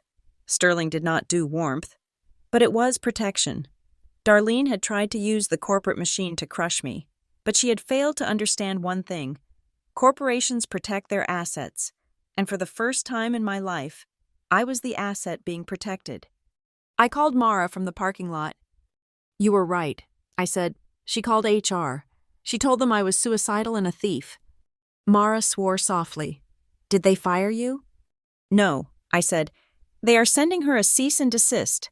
The CEO is involved. He sees it as a threat to the company." Mara laughed, a sharp, barking sound. "Oh, she is done. Diana, she is so done. I am sending my own letter today. We are pivoting. We are not just asking for a restraining order anymore. We are filing a civil suit for defamation and emotional distress. We are going on the offensive." I drove home. I felt exhausted, but the fear was gone. That evening, as I sat in my command center, watching the sun set over the garden, my phone rang. It was Darlene. I answered. I did not even have to say the warning about recording. She began screaming the moment the line opened. "You devil!" she shrieked. Her voice was high, hysterical, the sound of a trapped animal. "You are trying to kill us. We got a letter from your company lawyers. They said they would sue us for millions. We do not have millions. Diana, we do not have anything." "You should have thought of that before you called my boss," I said calmly. "I was just trying to get your attention," she wailed. "You were ignoring us. You were leaving your father to rot. Now he is having chest pains because he is so scared of the police. You are killing him. Do you hear me? If he dies, it is on you." I listened to her scream. I listened to the manipulation, the twisting of reality, the weaponization of my father's health. "Are you done?" I asked. "No, I am not done," she screamed. "You are going to call them off. You are going to call your lawyer and tell her to stop. We are family." I stood up and walked to the window. I looked at my reflection in the glass. I looked strong. "Darlene," I said. "What?" she gasped. "Do you remember when I was 11, I asked. "Do you remember when I found out you threw away my mother's things? I cried for hours. I begged Dad to make you bring them back." "Who cares about that now?" she yelled. "I do." I said, "I begged him, and he sat there and told me to be quiet because you were my mother now. He watched you hurt me, and he chose silence because it was easier for him." "So what?" she spat. "So this," I said, "Dad stayed silent when you caused me pain. He taught me that silence is a valid response to suffering. So now, when you are hurting, when you are scared, I am just following his example. I am staying silent." "But you are suing us!" she screamed. "No," I said, "that is not me. That is the law. The law is speaking for me now. Darlene, because I am done talking to you." I hung up the phone. I blocked the number. I sat back in my chair and watched the garden lights flicker on, illuminating the fortress I had built. It was quiet. It was safe. And finally, it was mine. The strategy session took place in my dining room, a space I had designed for intimate dinner parties, but which had now been converted into a tactical command center. The table was covered in stacks of paper, legal pads, and 3 different laptops. The air smelled of cold brew coffee and the ozone scent of overheating electronics. Mara was pacing the length of the room, her heels clicking against the hardwood floor with a rhythmic, military precision. She was not just my lawyer today. She was a general drawing battle lines. "We have the restraining order," Mara said, stopping to look at a whiteboard she had set up on an easel. "That stops the bleeding. It keeps them physically off the property. But Diana, if we want to win the war, if we want to ensure they never come back to circle the wagons again, we need more than a trespassing complaint. We need to dismantle their credibility. We need to prove that this invasion wasn't a spontaneous act of desperate parents. We need to prove it was the culmination of a decades-long pattern of exploitation." I sat at the head of the table, my hands clasped around a mug. "Exploitation," I repeated. "That sounds so formal." "It is formal," Mara said, "and it is actionable. We need to look at the financials. Darlene claimed on Facebook that she paid for this house. We know that is a lie, but why did she feel comfortable saying it? Why did she think she could get away with claiming ownership of your assets?" She paused, looking at me with a sharp, interrogative gaze. "Has she ever had access to your money? Has Nathan?" I shook my head. "No, I have been financially independent since I was 16. I paid my own tuition. I paid for my own apartment. I sent them money. Sure, holiday checks, emergency funds for car repairs. But access? No." "Think back," Mara pressed. "Not just recently. Think back to the beginning, when you first started working, when you were young and maybe less guarded. Did you ever sign anything? Did you ever co-sign a loan?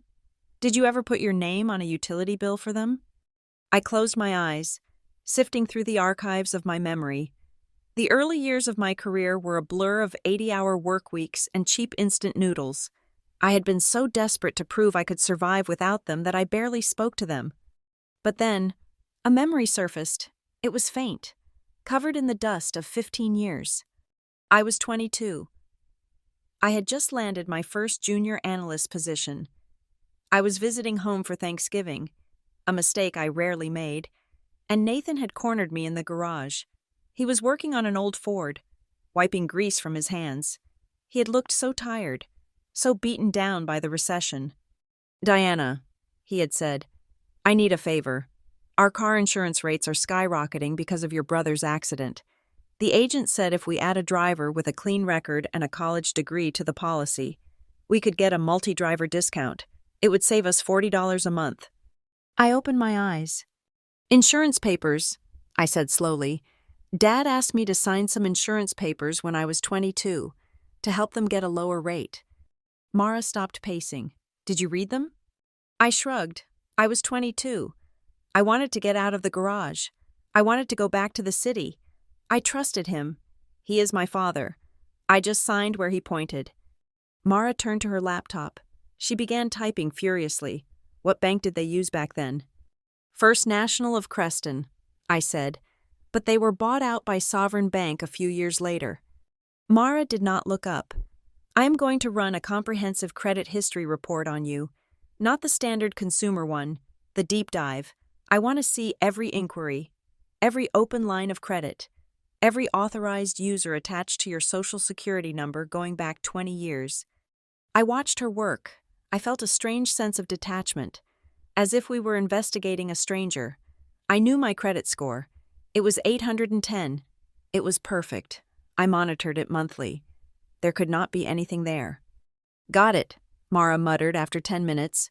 She scrolled down, her eyes narrowing. "Okay, student loans, paid off. Car lease, paid off. Mortgage, current. American Express, current." She stopped. "What is this?" she whispered. I leaned forward. "What?" "Here." Mara pointed at a line item dated 12 years ago. A Visa Gold Card issued by Sovereign Bank. Credit limit $10,000. The primary account holder is Diana Chavez. I stared at the screen. I never had a Sovereign Bank card. I said, "I banked with Chase." "The mailing address for the statements is not your apartment in the city," Mara said, her voice turning icy. "It is a post office box in Creston. Box 402. My stomach dropped. That was the P.O. box Nathan used for his business because he was paranoid about mail theft at the house. I looked at the transaction history. It was a digital paper trail of a life I had never lived. November 14th, 2012. Deluxe spa package, $300. December 2nd, 2012. Macy's department store, $450. January 10th, 2013. Carnival Cruise Lines. Booking deposit, $800. I felt sick, physically sick. I looked at the dates. These were times when I was eating rice and beans to save for a down payment. These were times when Darlene was telling me on the phone how broke they were, how they could not afford to heat the house properly. She opened a credit card in my name, I whispered. She opened it, Mara corrected, clicking through the details, or Nathan did, and they added Darlene as an authorized user with a secondary card. Look at the payment history. Minimum payments only. Late fees. Over-limit fees. I saw the red flags on the report. 30 days past due. 60 days past due. Then, abruptly, the account was closed. Why did it stop? I asked. Mara checked the date. You moved, she said. You bought your first condo in the city and changed your permanent address with the credit bureaus. When you did that, the bank probably sent a verification letter to the new address, or the fraud detection algorithms flagged the discrepancy between your location and the spending in Creston. They got scared and closed it before they got caught. But the damage, Mara said, pointing to a graph. Look at your score dip here. They tanked your credit by 60 points right before you applied for your first mortgage. You probably paid a higher interest rate on your first home because of this. I sat back, the realization hitting me like a physical blow. It wasn't just money, it was the betrayal. Nathan had asked me to sign insurance papers. He had tricked me. He had used his daughter's good name, her hard work, her clean record, to fund Darlene's spa days and department store sprees. This changes the board, Mara said, her voice low and dangerous. This isn't just a toxic family dynamic anymore. Diana, this is identity theft. This is wire fraud. This is a felony committed by your father and stepmother against you. I looked at the screen, at the list of purchases, perfume, handbags, a cruise deposit. They stole from me, I said. Mara nodded. They stole your identity, and now we are going to use it to bury them. We spent the next 3 hours building the case. Mara explained that while the statute of limitations might have passed for criminal prosecution on the fraud itself, the evidence was admissible in our civil suit to establish a pattern of financial abuse and malicious intent. It dismantled Darlene's loving mother defense. It proved that they viewed me not as a daughter, but as a resource to be harvested. Now, Mara said, closing the laptop, we have the numbers. Now we need the narrative. I need you to write a statement, an affidavit. I nodded, reaching for a notepad. Okay, I will write about the break-in. No, Mara said, that is the end of the story. I need the beginning. I need you to explain to a judge, who does not know you, how a grown woman can be terrified of her elderly parents. I need you to explain the conditioning. She looked me in the eye. Start with the sentence. I froze. Which sentence? The one you told me about in the dorm room, Mara said. The one that haunts you. Why are you crying? She is your mother now. My hand trembled over the paper. Writing it down felt like summoning a demon. I need you to be specific. Diana, Mara instructed softly. Do not just say they were mean. Explain the gaslighting. Explain that there were no bruises, no broken bones. Explain that the violence was in the erasure. Explain how every time you tried to assert your reality, your father rewrote it to suit his wife. We need to show that their intrusion last Tuesday wasn't just a visit. It was an attempt to re-establish that control. I picked up the pen. I took a deep breath. I, Diana Chavez, being of sound mind, do hereby state. I crossed it out, too sterile. I started again. The first time I learned that my feelings were incorrect, I was 11 years old. I wrote for an hour. I wrote about the porcelain birds Darlene threw away. I wrote about the cassette tape Nathan destroyed. I wrote about the way Darlene would smile at me when no one was looking, a smile that promised nothing but coldness, and then switched to warmth the moment Nathan entered the room. I wrote about the insurance papers. I wrote about the guilt. I wrote about the silence. When I finished, I felt drained, hollowed out, but looking at the pages filled with my sharp, angular handwriting, I also felt a strange sense of solidity. It was no longer just a feeling in my chest. It was evidence. It was real. Mara read it in silence. When she finished, she placed the pages gently on the table. "This is powerful," she said. "This destroys the family reunification argument. This paints a picture of a 20-year siege. Now, witnesses," she said, moving to the next phase. "Who else saw this?" I thought about it. I was isolated. That was part of the design. "Sarah Jenkins," I said, "my neighbor. She saw the police confrontation. She heard Darlene screaming about the money." "Good," Mara said. "Who else? Think back." "There was a girl," I said slowly, "Jenny Miller. She lived across the street in the old town. One time, she saw me digging through the trash for my mom's scarf. She asked me what I was doing. Darlene came out and told her I was having a mental episode. I think she is a nurse now. She still lives in Creston." "We will find her," Mara said. "We will subpoena her if we have to. But I bet she will talk. People remember cruelty." "And David," I added, "my assistant. He took the call from Darlene. He heard her try to get me fired." "Perfect," Mara said. "We have a neighbor for the present, a childhood witness for the past, and a colleague for the professional damage. That is the trifecta." The sun was beginning to set, casting long shadows across the room. "Show me the house," Mara said suddenly. "What?" "Walk me through it," she said. "I want to see what they were trying to take. I want to understand the invasion." I stood up and led her out of the dining room. We walked into the foyer, the scene of the crime. "This is where they stood," I said, pointing to the tile. "Nathan was right here. He was looking at the ceiling. He looked proud, like he had won something." We walked into the living room. Darlene sat there, I said, pointing to the linen sofa. She didn't take off her shoes. She put her feet up on the coffee table. It was an act of dominance. She was marking her territory. We moved to the kitchen. Logan was opening these cabinets. I said, "They were looking for food." They acted like they had already moved in. Then I took her down the hallway to the guest wing. There were 2 bedrooms here, pristine and empty, waiting for guests I rarely invited. "Darlene would have taken this one," I said, opening the door to the room with the view of the fountain. "She would have replaced my art with her kitschy decorations. She would have painted the walls that yellow color she loves. She would have filled this closet with her clothes." "And this one?" Mara asked, pointing to the second room. "For Nathan," I said, "or maybe a sitting room for Darlene to entertain her imaginary friends." I looked around the sleek, modern space. It was my sanctuary. I had built it to be the opposite of the chaotic, stifling house I grew up in, and they had walked in with muddy shoes and tried to turn it back into that prison. She would have turned this place into a courtroom where I was always the defendant. I whispered. She would have sat in my living room, eating my food, and telling me I was selfish for working too much. She would have used my money to buy things she didn't need.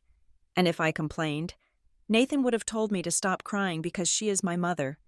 I gripped the doorframe until my knuckles turned white. They were going to eat me alive. "Mara," I said. "They were going to consume this life I built, piece by piece, until there was nothing left but a shell that paid the bills." Mara stood beside me. She did not touch me. She knew I needed to stand on my own feet. "They tried," she said firmly, "and they failed." She turned to face me. "Diana, listen to me. We are not going to ask them to settle. We are not going to ask for an apology. We are going to go into that courtroom, and we are going to lay out every credit card statement, every recording, every witness testimony. We are going to show the judge that this isn't a family dispute. It is a hostile takeover attempt." She paused, her eyes fierce. "We will not ask them to stop," she said. "We will make the court compel them to stop. And when that gavel comes down, when the judgment is entered into the public record, you won't have to explain yourself to anyone ever again. The state of this country will explain it for you." I nodded. The fear was gone, replaced by a cold, hard resolve. "I am ready," I said. My phone buzzed in my pocket. I pulled it out. It was an email notification from the county clerk's office, forwarded by Mara's paralegal. "Hearing scheduled. Chavez v. Chavez. Temporary restraining order in motion for civil damages. Date, June 12th. Time, 9 o'clock in the morning." I looked at the date. June 12th? That was the day my mother died. It was a coincidence, of course. The court docket did not know my history.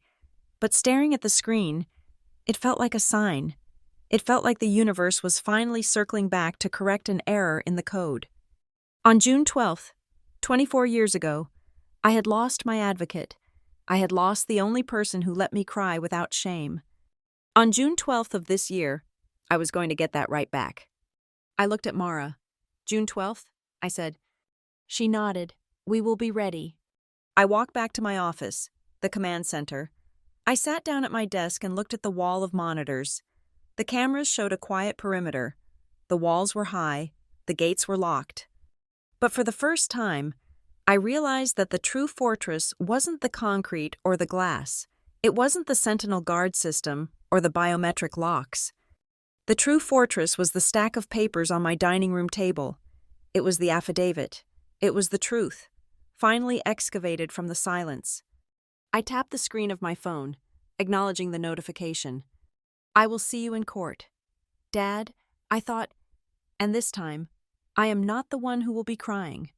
The courtroom in the Creston County Municipal Building smelled of floor wax and old paper, a sterile scent that did little to mask the underlying odor of anxiety. I sat at the plaintiff's table, my hands folded on top of a pristine manila folder. To my right sat Mara, looking like a statue carved from granite in her charcoal suit. To my left, across the aisle, sat the wreckage of my childhood. Nathan and Darlene had arrived 10 minutes early. They had clearly been coached. Darlene was wearing a muted gray cardigan instead of her usual loud prints, and she had opted for minimal makeup, trying to project the image of a humble, beleaguered grandmother. Nathan wore a suit that was a size too big, emphasizing his frailty. He looked small. He looked harmless. If I did not know that he had stood by while my identity was erased for 20 years, I might have felt sorry for him. Their lawyer was a man named Mr. Sterling, no relation to my CEO, who had a smile that looked like it had been practiced in a mirror for hours. He leaned over to whisper something to Darlene, and she dabbed at her dry eyes with a tissue. It was theater. It was a performance designed to turn the courtroom into a stage where I played the villain. My heart was hammering against my ribs, a frantic, bird-like rhythm that defied the calm expression on my face. I fixed my gaze on the empty judge's bench. I did not look at Nathan. I knew that if I made eye contact, I would see that familiar mix of pleading and disappointment, and the little girl inside me would want to apologize. I could not let her out. I had to keep her locked in the fortress. "All rise," the bailiff called out. Judge Reynolds entered. He was a stern man with wire-rimmed glasses and a hairline that had retreated in the face of decades of listening to lies. He took his seat and adjusted his robe. "We are here for the matter of Chavez v. Chavez, regarding a petition for a temporary restraining order and emergency injunctive relief," the judge said, shuffling his papers. Mr. Sterling stood up first. He buttoned his jacket and adopted a tone of sorrowful reason. "Your Honor," he began, his voice smooth and rich, "this case is a profound tragedy, but it is not a legal matter. It is a family misunderstanding that has spiraled out of control due to high emotions. My clients, Nathan and Darlene Chavez, are elderly parents who simply wanted to be close to their daughter in their twilight years." He gestured to them. Nathan slumped his shoulders on cue. They traveled 500 miles to reunite with the plaintiff, Diana Chavez, believing they had an open invitation to her home. A home, I might add, that they believe is a family asset. The incident on Tuesday was not a break-in. It was a visit from a mother and father who were confused by a new security system and hurt to find themselves locked out by the daughter they raised. To label this trespassing is to criminalize love. I felt a flash of heat in my cheeks. Criminalize love. It was a disgusting phrase. Diana Chavez is a successful woman, Sterling continued, turning to look at me with a pitying smile. And we applaud that. But perhaps in her climb to the top, she's forgotten the debts of gratitude owed to the people who built the ladder. We ask that this frivolous petition be dismissed and that the family be allowed to resolve this privately, perhaps with mediation. He sat down. Darlene sniffled audibly. Judge Reynolds looked at Mara. Ms. Ellison? Mara stood up. She did not use flowery language. She did not smile. She walked to the podium and placed a thumb drive on the clerk's desk. Your Honor, Mara said, her voice cutting through the humid air of the courtroom like a scalpel. Mr. Sterling tells a compelling story about a family reunion. However, the objective reality tells a story of a hostile takeover. We are not here to debate gratitude. We are here to debate facts. And the facts show that on Tuesday afternoon, the respondents did not visit. They invaded. She nodded to the clerk. Please play Exhibit A. The large monitor on the wall flickered to life. It was the footage from my Sentinel Guard system. The courtroom watched in silence as the high-definition video played. There was Nathan, trying the revoked key. There was Darlene, pounding on the door, and then the audio kicked in, crisp and undeniable. Just hit the cancel button. Logan, Darlene's voice rang out, sharp and commanding. She isn't here. Get the boxes inside. Then the camera view switched to the interior foyer camera. The image showed Darlene throwing her coat onto my bench. It showed Nathan standing in the center of my home, looking around with a terrifying sense of ownership. From now on, we are a family reunited, Nathan said on the screen. This is our house now. Mara paused the video on Nathan's face. Your Honor, Mara said, that is not the statement of a guest. That is the statement of a squatter. Note that at no point do they attempt to call the plaintiff to ask for the code. They attempt to bypass the security measures. When the alarm sounds, they do not leave. They attempt to disable it. This was a calculated entry into a property they knew they had no legal right to access. Judge Reynolds leaned forward, peering at the screen. He looked at Nathan. Mr. Chavez, did you have a key that was currently authorized for that lock? Nathan stood up, his hands shaking. I had a key she gave me years ago. I thought it would work. I thought, it is my daughter's house. Did she tell you to come? The judge asked. Not in so many words, Nathan stammered, but it was implied. We are family. Mara stepped in. Implicit permission does not override a revoked key and a direct order from the homeowner to vacate, which was delivered via the security system operator. But, Your Honor, this trespassing incident is merely the tip of the spear. The defense claims this is about gratitude. We would like to introduce evidence that suggests this relationship has not been defined by gratitude, but by systemic financial exploitation. Mr. Sterling jumped up. Objection. Relevance? We are here about a restraining order, not a financial audit. It goes to motive and the necessity of the protective order, Mara countered calmly. It establishes a pattern of behavior where the respondents feel entitled to the plaintiff's assets without her consent. Overruled, Judge Reynolds said. Proceed. Mara projected a new document onto the screen. It was a credit report. My credit report. 12 years ago, Mara said, pointing to a highlighted entry. A Sovereign Bank Visa Gold Card was opened in the name of Diana Chavez. The mailing address was a post office box registered to Nathan Chavez's auto repair business. I heard a gasp from the gallery. I did not look back. I looked at Darlene. Her face had gone pale, the mask of the grieving mother slipping to reveal the panic underneath. Over the course of 18 months, Mara continued, this card was used to purchase luxury items, vacations, and spa treatments. The total debt accumulated was $14,000. The card was eventually charged off, damaging the plaintiff's credit score significantly. Mara then pulled up an email chain. It was an old email from Nathan to me, dated from that same year. Subject: Insurance papers. Body: Diana. Honey, I need you to sign these forms so we can bundle the car insurance. It will save us money. Just sign the last page and fax it back. Your Honor, Mara said, the plaintiff signed these documents believing she was helping her parents save $40 a month on car insurance. In reality, one of those pages was a co-signatory agreement for a line of credit. She turned to face the respondent's table. This is not a misunderstanding, Mara said, her voice dropping to a dangerous register. This is identity theft. This is wire fraud. And it establishes that for over a decade, the respondents have viewed their daughter not as a person, but as a financial resource to be harvested. The intrusion on Tuesday was simply the latest attempt to access that resource. The room was silent. Even Mr. Sterling looked uncomfortable. He shuffled his papers, realizing that his heartbroken parents' narrative had just hit an iceberg of hard evidence. Judge Reynolds looked at Darlene. Mrs. Chavez, did you make purchases on a credit card in your stepdaughter's name? Darlene stood up. She did not look at the judge. She looked at me, her eyes wide and pleading, trying to initiate the gaslighting protocol one last time.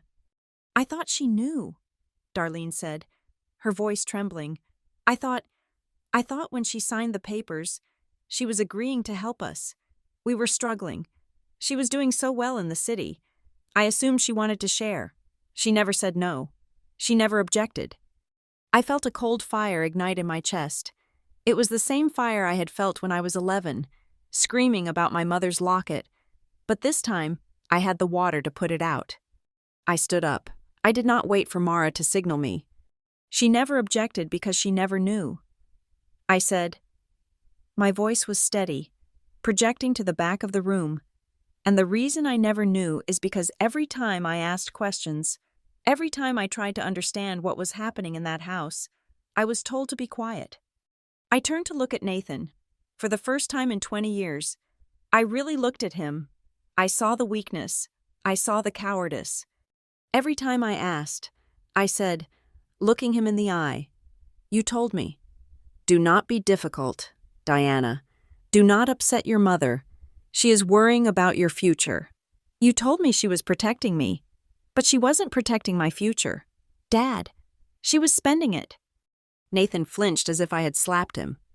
You tricked me. I said, you used my trust to steal from me. And today, my future, the one I built without you, was almost lost because of those papers. You traded my credit score for a cruise. Dad, was it worth it? Diana, please, Nathan whispered. Judge Reynolds cleared his throat. It was a loud, authoritative sound that snapped the attention back to the bench. Mr. Chavez, the judge said, peering over his glasses, I want a clear answer. Did you knowingly present credit application documents to your daughter under the guise of insurance paperwork? Nathan looked at his lawyer. Mr. Sterling stared at the table, offering no lifeline. Nathan looked at Darlene. She was biting her lip, looking away. He was alone. I didn't think of it like that. Nathan stammered. We needed the money. And she is my daughter. I thought families shared things. Did you tell her what she was signing? The judge pressed. No, Nathan admitted, his voice barely audible. I didn't want to worry her. I just wanted the family to be better off. I didn't think it was that serious. A murmur rippled through the courtroom. He had said it. He had admitted to the deception. I didn't think it was that serious. It was the epitaph of our relationship, to him, my autonomy, my financial safety, my trust. None of it was serious. Only his comfort was serious. Judge Reynolds sat back. He looked disgusted. The court has heard enough, he said. He picked up his pen and began writing rapidly on the order form. Based on the video evidence of unauthorized entry and the admitted history of financial deception, I am granting the petitioner's request for a temporary restraining order. He looked up, his eyes hard on Nathan and Darlene. Mr. and Mrs. Chavez, you are hereby ordered to stay at least 500 yards away from the plaintiff's residence and place of employment. You are to have no contact with her, electronic, physical, or through third parties, except through her legal counsel. Any violation of this order will result in your immediate arrest. Do I make myself clear?" "Yes, Your Honor," Nathan whispered. Darlene just nodded, tears of genuine defeat finally streaming down her face. "Furthermore," the judge added, given the evidence of potential fraud, "I am forwarding the transcript of this hearing to the district attorney's office for review regarding the statute of limitations on the financial charges. You might want to keep that lawyer of yours on retainer." He banged the gavel. The sound was sharp and final. "Court is adjourned." I stood there for a moment, listening to the echo of the gavel. I had won. The order was signed. The wall was built. I watched Nathan and Darlene huddle with Mr. Sterling. They looked small. They looked defeated. Nathan glanced at me one last time, a look of utter confusion, as if he still couldn't understand how his obedient little girl had become the woman who just destroyed him in a court of law.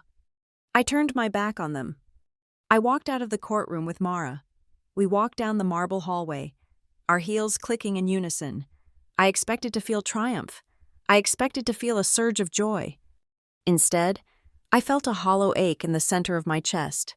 It was a profound, resonant sadness. I stopped near the exit doors. I took a deep breath, trying to fill the empty space inside me.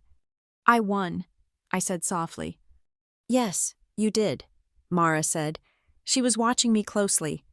"So why do I feel like I just watched a funeral?" I asked. "Why do I feel like I just lost my dad?" Mara placed a hand on my shoulder. Her grip was firm, grounding.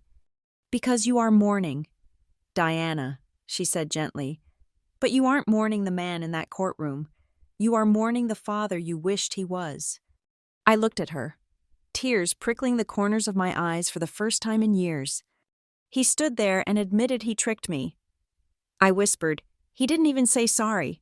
He just said he didn't think it was serious." "He never had a real father to lose." "Diana," Mara said, "that is the hard truth. He abdicated that role 20 years ago when he chose his wife over your truth. You didn't lose him today. You just finally stopped letting them use the names Mom and Dad as weapons to hurt you." She opened the door, letting the bright midday sun flood into the hallway. "You didn't kill your family, Diana," she said.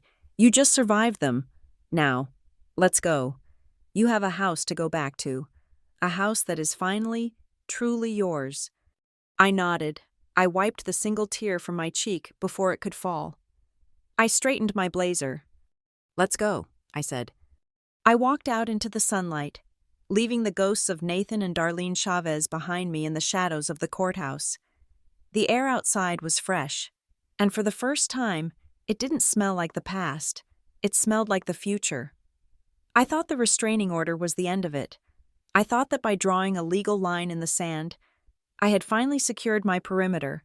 For 3 weeks, the silence from Nathan and Darlene was absolute. My phone did not ring. The cameras on my gates captured nothing but the delivery trucks and the wind blowing through the ornamental grasses. I began to sleep through the night without checking the Sentinel Guard app. I began to believe that the fortress was secure.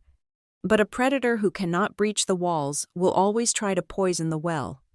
It arrived on a Tuesday, innocent and unassuming in a standard business envelope. It was a letter from my investment brokerage, the institution where I held the majority of my portfolio, my retirement funds, my stock options, the liquid capital that allowed me to feel safe in a world I did not trust. I opened it while standing in my kitchen, sipping an espresso. "Dear Ms. Chavez, we are writing to notify you of a recent attempt to access your accounts via a third-party power of attorney document. Due to the age of the document and the discrepancy in the signature dates, our fraud department has placed a temporary freeze on the requested transfer of $50,000. The cup slipped from my fingers. It shattered against the tile floor, sending shards of porcelain and dark liquid spraying across the pristine white cabinetry. I did not move to clean it up. I stood frozen, my eyes scanning the rest of the letter. The individual attempting the transaction was identified as Mr. Nathan Chavez. I felt a physical blow to my chest, harder than any physical strike. A power of attorney. The memory clawed its way out of the mental lockbox where I had stored it. I was 18 years old. I was packing my bags for university, desperate to leave the suffocating atmosphere of that house. Nathan had come into my room, holding a single sheet of paper. He had looked worried, the caring father act in full swing. "Diana," he had said, "you are going far away. If something happens, if you get into a car accident, or you are in a coma, I need to be able to make medical decisions for you. I need to be able to access your bank to pay your bills if you are incapacitated. It is just a standard form for emergencies." I had signed it. I had signed it because I was 18 and I thought he loved me. I thought he was worried about my safety, not calculating my future net worth. I grabbed my keys and drove to Mara's office. I did not call ahead. I walked past her receptionist and into her office, dropping the letter onto her desk. "He tried to empty my investment account," I said, my voice shaking with a rage so cold it felt like ice in my veins. Mara picked up the letter. She read it once, then twice. Her expression shifted from professional concern to the predatory focus of a shark smelling blood. "He kept it," she murmured. "He kept a power of attorney document for 16 years, waiting for the moment he needed cash." She looked up at me. "We need to see the document. Diana, the bank will have a scan of what he presented." An hour later, we were looking at a high-resolution PDF on Mara's monitor. There was my signature, looping and youthful, the signature of a girl who still trusted her father. But something was wrong. "Look at the date," Mara said, zooming in on the bottom of the page. The date next to my signature was written in blue ballpoint ink, August 12, 2005. But the date next to the notary stamp, a stamp that looked suspiciously smudged, was written in black gel ink, and there was a clause added in the margin, typed in a font that did not match the body of the document. "Authorized for all financial transactions and liquidation of assets." Mara leaned back, a dark smile touching her lips. "He got greedy," she said. "He knew a medical power of attorney would not let him touch your stocks, so he altered it. He or Darlene typed that extra line in. And look at the date on the notary stamp. It has been overwritten. They tried to make it look current, but you can see the ghost of the old year underneath." She turned to me. "This is not just a misuse of a document, Diana. This is forgery. This is uttering a forged instrument. This is attempted grand larceny." I sat down heavily in the leather chair. My father, the man who used to carry me on his shoulders, had sat at his kitchen table with Darlene, probably drinking cheap coffee, and physically doctored a legal document to steal $50,000 from me. They did not care if it ruined my financial standing. They did not care that it was a crime. They just felt entitled to it. "We have them," Mara said. "This violates the restraining order, obviously, but this goes beyond civil court. We can file criminal charges." I stared at the floor. Criminal charges. That meant handcuffs. That meant a mugshot. That meant my father, Nathan Chavez, standing in a cage. "I need a minute," I whispered. I walked out of Mara's office and drove home. I sat on my sofa in the fortress I had built. The sun was setting, casting long shadows across the room. I looked at the walls. I looked at the camera feeds. I was safe from intruders, but I was not safe from the history that ran through my veins. If I did this, if I pressed the button that sent the police to arrest my father for fraud, was I the monster Darlene said I was? Was I the ungrateful daughter? "Why are you crying? She is your mother now." The voice echoed in the empty room. I picked up my phone and called Mara. "If I do this," I asked, my voice barely a whisper, "if I send him to prison, have I gone too far? Is this too much for a family dispute?" Mara answered instantly, as if she had been waiting by the phone. "Diana," she said firmly, "stop using the word family. I want you to imagine a stranger. Imagine a man named John Smith. Imagine John Smith broke into your house last week. And then, imagine John Smith forged your signature to steal $50,000 from your retirement fund. Would you ask me if you were being too harsh?" "No," I said immediately. "I would tell you to destroy him." "There is your answer," Mara said, The fact that he shares your DNA does not give him a license to rob you. In fact, it makes it worse. A stranger steals your money. A father steals your trust. He has done both. I closed my eyes. I saw the little girl crying over the lost locket. I saw the 16-year-old leaving in a taxi. And I saw the 34-year-old woman who had worked too hard to let two grifters tear her down. File it, I said. The following week was a blur of legal violence. We did not just file a police report. We dropped a nuclear bomb on the Chavez household. The district attorney, seeing the clear evidence of forgery and the violation of the existing protective order, took the case immediately. We did not go to trial. We went to a deposition, a final chance for them to explain themselves before the charges were formally filed. The conference room was cold. Nathan sat across from me. He looked 10 years older than he had in the courtroom just a few weeks ago. His hands were shaking violently. Darlene was not there. Her lawyer had advised her to stay away as the investigation into the credit card fraud was ramping up separately.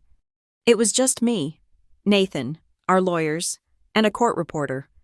Nathan looked at me. His eyes were red-rimmed.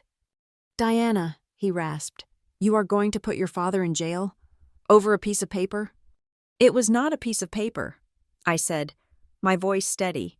"It was $50,000, and it was a forgery." "I needed it," he exploded, slamming his hand on the table, the anger finally breaking through the pathetic facade. "We are drowning. Diana, we lost the house. We are living in a rat-infested motel. And you are sitting here on a mountain of gold." "That mountain is mine," I said. "I built it." "I am your father," he screamed. He stood up, leaning over the table. "Why are you doing this? She is your mother. We are your parents. Family is all we have. When the world turns its back on you, family is the only thing left." I looked at him. I looked at the man who had taught me to be silent. I looked at the man who had watched my spirit break and told me it was for my own good. "No," I said. The room went silent. "Family are the people who protect you," I said, my voice rising, finally releasing the pressure that had built for 2 decades.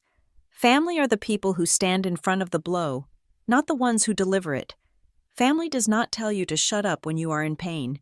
Family does not steal your identity to buy a cruise. Family does not forge your name to rob you." I stood up to meet his gaze. "You are not my family. Nathan, you are a man who married a woman who hated me, and you chose her. You chose her every single day for 20 years. You chose her comfort over my safety. You chose her lies over my truth. And last week, you chose her greed over my future." I leaned in close. "You stood by Darlene. Today, I am choosing to stand by myself."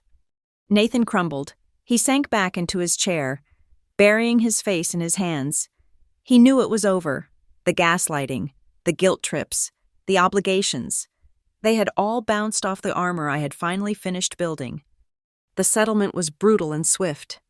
In exchange for me dropping the criminal charges for the forgery, which would have carried a mandatory prison sentence, Nathan signed a comprehensive agreement. He agreed to a permanent, lifetime restraining order. He signed a document formally revoking any and all claims to my assets, my medical decisions, or my estate. He admitted, in writing, to the fraud. Most importantly, the agreement stipulated that if he or Darlene ever contacted me again, or ever mentioned my name in a public forum, the criminal charges would be reinstated immediately. They were exiled. Darlene was not so lucky. The credit card fraud investigation was separate, and without Nathan's protection, the banks were less forgiving. She was facing grand theft charges. They would likely lose what little social standing they had left in their hometown. The rumors would destroy them. They were not going to prison. Perhaps, but they were trapped in a prison of their own making, a prison of debt, shame, and isolation. I signed the final papers at 5 o'clock in the afternoon. I walked out of the lawyer's office and got into my car. I drove out of the city, watching the skyline fade in my rearview mirror. I drove toward the suburbs, toward the quiet streets and the high walls. When I pulled into my driveway, the sun had set. The security lights hummed to life, bathing the concrete walls in a stark, protective glow. I walked into the courtyard. I did not go inside immediately. I stood by the fountain, listening to the water trickle over the black granite. I took my phone out of my pocket. I opened my contacts list. I scrolled to Nathan. I pressed delete. I scrolled to Darlene. I pressed delete. Then, I opened the block list and deleted the numbers from there too. They were gone. They were no longer contacts. They were no longer threats. They were just strangers I used to know. I walked over to the high concrete wall that surrounded my sanctuary. I placed my palm against it. It was cool to the touch. Solid, unyielding. It was real. I closed my eyes and whispered into the darkness, speaking to the 11-year-old girl who was still crying in a bedroom in a wooden house in the Midwest. If you cried back then, he told you to stop because she was your mother, I whispered, my voice catching in my throat. But today, nobody has the right to tell you to stop. You can cry now. You are safe. And then it happened. The tears came, but they were not the hot, stinging tears of frustration or guilt. They were cool, cleansing tears. They flowed down my cheeks, washing away the dust of 20 years of silence. I did not wipe them away. I stood there in my fortress, under the gaze of my cameras, and I let myself weep. I was alone, but for the first time in my life, I was not lonely. I was free. I turned off my phone, slipped it into my pocket, and walked through the glass doors into my home. The lock clicked shut behind me, a sound of finality, a sound of victory. The story of Diana the victim was over. The story of Diana the architect had just begun. Thank you so much for listening to this story. I would love to know where you are tuning in from. So please leave a comment below sharing your city or country, and let's discuss your thoughts on Diana's decision. If you enjoyed this journey, please make sure to subscribe to the Lila Revenge Stories channel, like this video, and smash that hype button so this story can reach and inspire even more people.